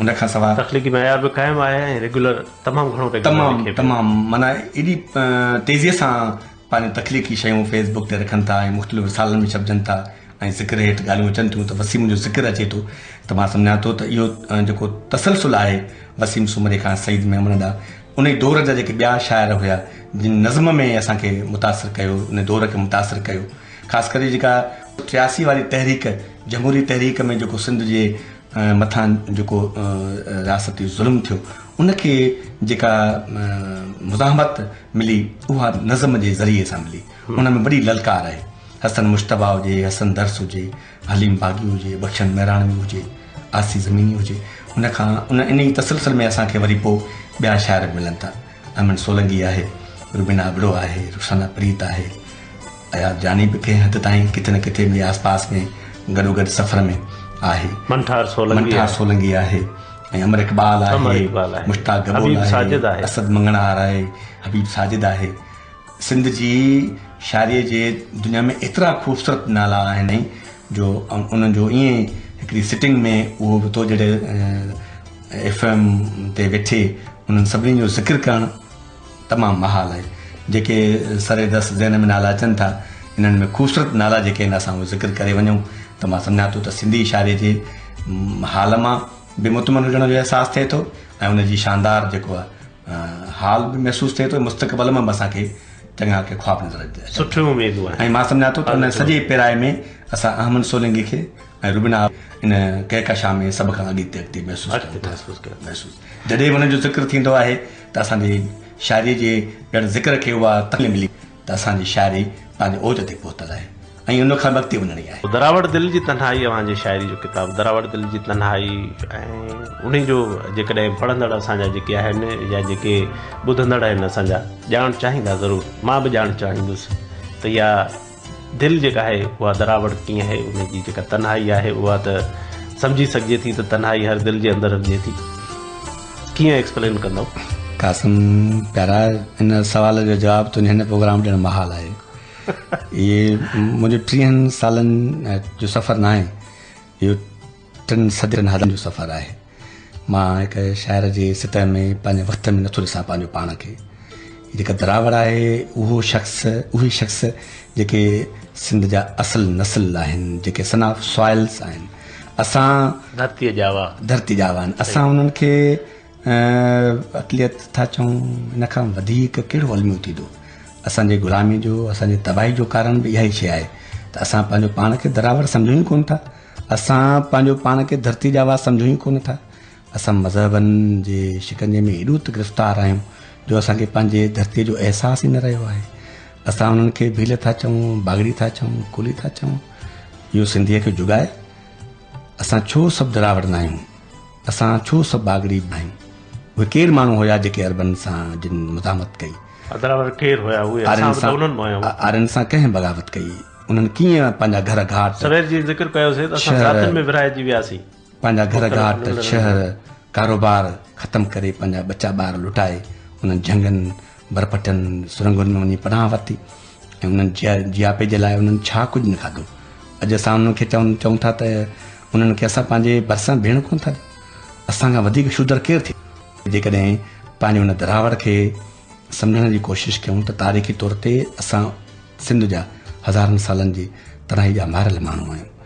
इहो मुंहिंजो अहसासु आहे जेको हिन शाइरी जे ज़रिए मूं पंहिंजे क़ौम खे ॾियणु चाहियो आहे। ऐं इहा तनाई कंहिं हिकु फ़र्द जी न आहे, इहा क़ौम जी तनाई आहे, हज़ारनि सालनि जी तनाई आहे। तॾहिं मूं हुनखे इनफ़रादी तनाईअ खे मूं तव्हांखे अर्ज़ु कयो न, दरबदर हयाती जो माण्हू आहियां मां। पर दरबदरीअ मां मूंखे जेको अहसासु मिलियो त मां सम्झां थो त पंहिंजी क़ौम जेका हिन तबाही जे किनारे ते पहुतल आहे, हुनजे पुठियां असांजी बेहिसी आहे। उहा बेहिसी जेका असांखे दरावड़ नथी सम्झे। असां दरावड़ आहियूं ऐं दरावड़ जेसिताईं असांजे दिलनि में नथो आबाद थिए तेसिताईं असां कंहिं बि आज़ादी जी ॻाल्हि कयूं, इहो असांखे जुगाए नथो।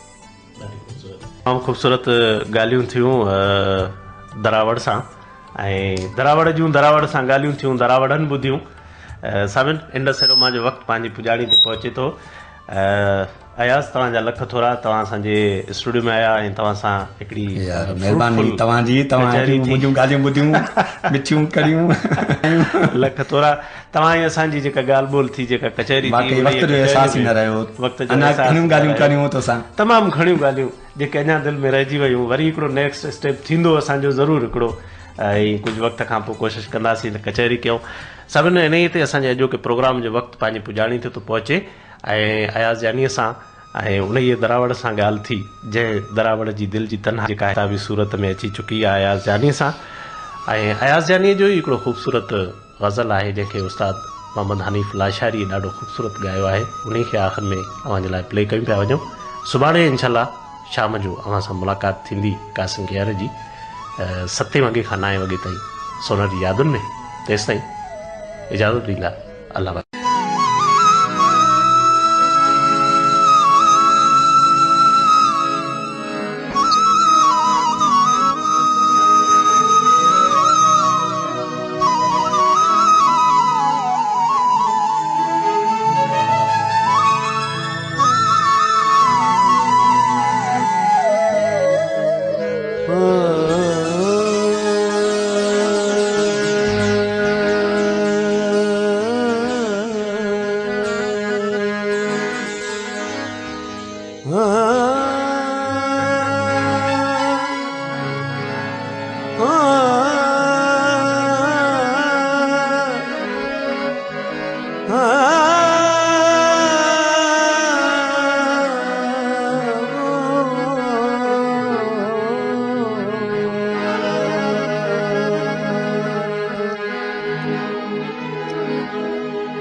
बंबियूं हॾ मां भे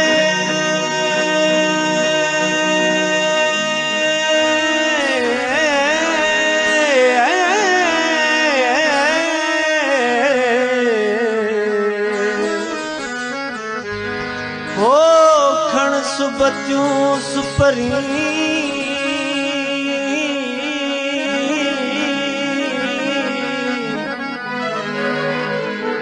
तो जे चा चलायूं तिन विधो जी हसीनेर अखें कजल मफेर तुझे रुख नई ऋण कया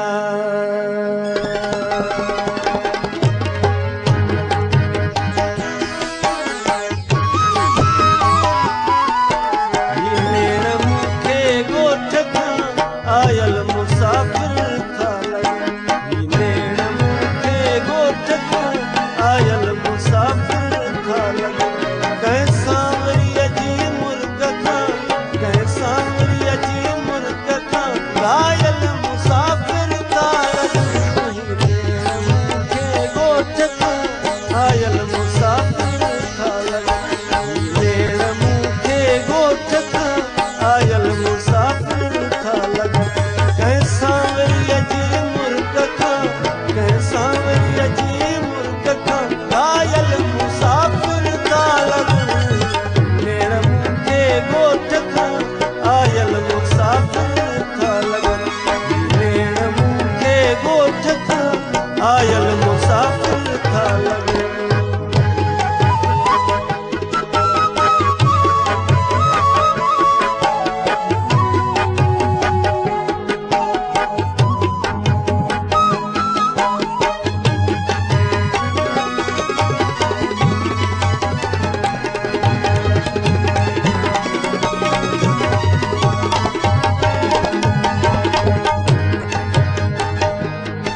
थधड़ी हवा बारिश हुई मोहन भगत हो रक्स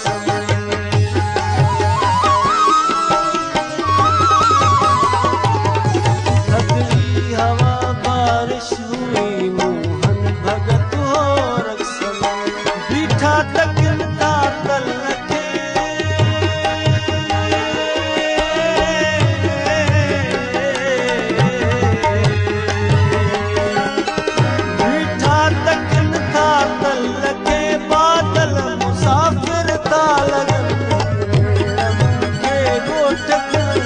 आयल मुसाफिर था भेण मूंखे ॻोठ खां आयल मुसाफिर था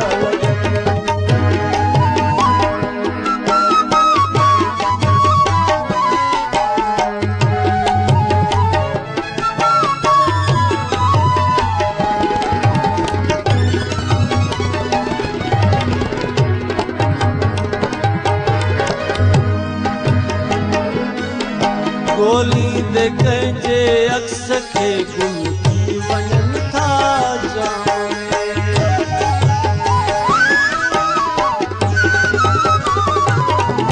गोली दे कंहिंजे अक्स खे गुम थी वञनि था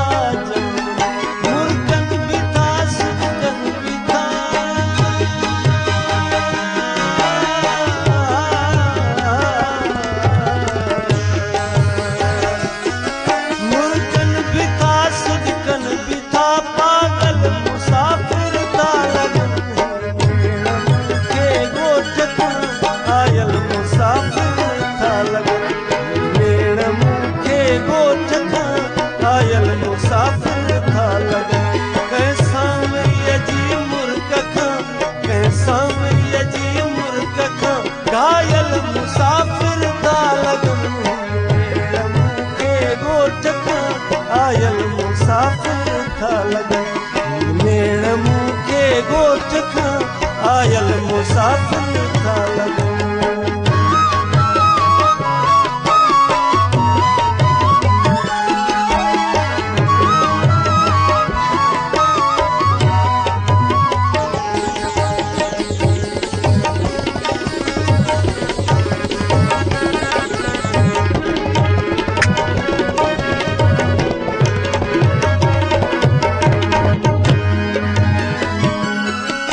जोबन बदन जे छावे में शाम जो गुलशन हबीब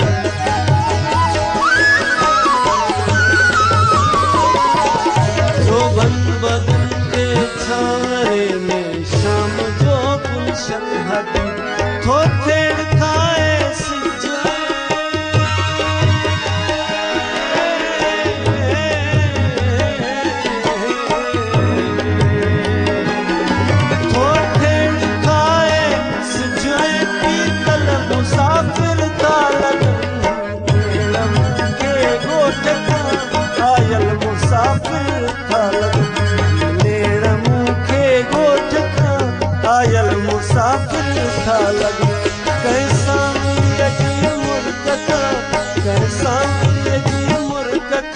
घायल मुसाफिर तालग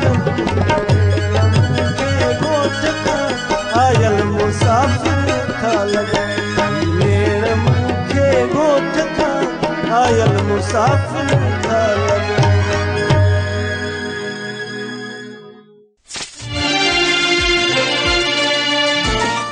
सिंध जी सुरहान भिट शाह सां जीअं ठहे थी पिरी सिंध भिट शाह सां जीअं ठहे थी पिरी ऐं मौज भरियो महरान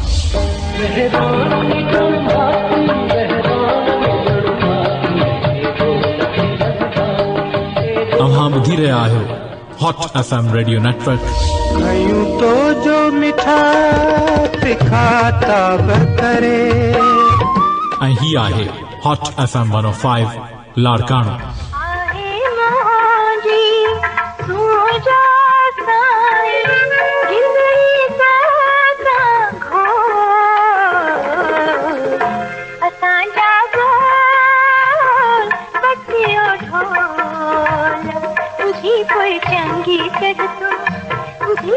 चंगी चढ़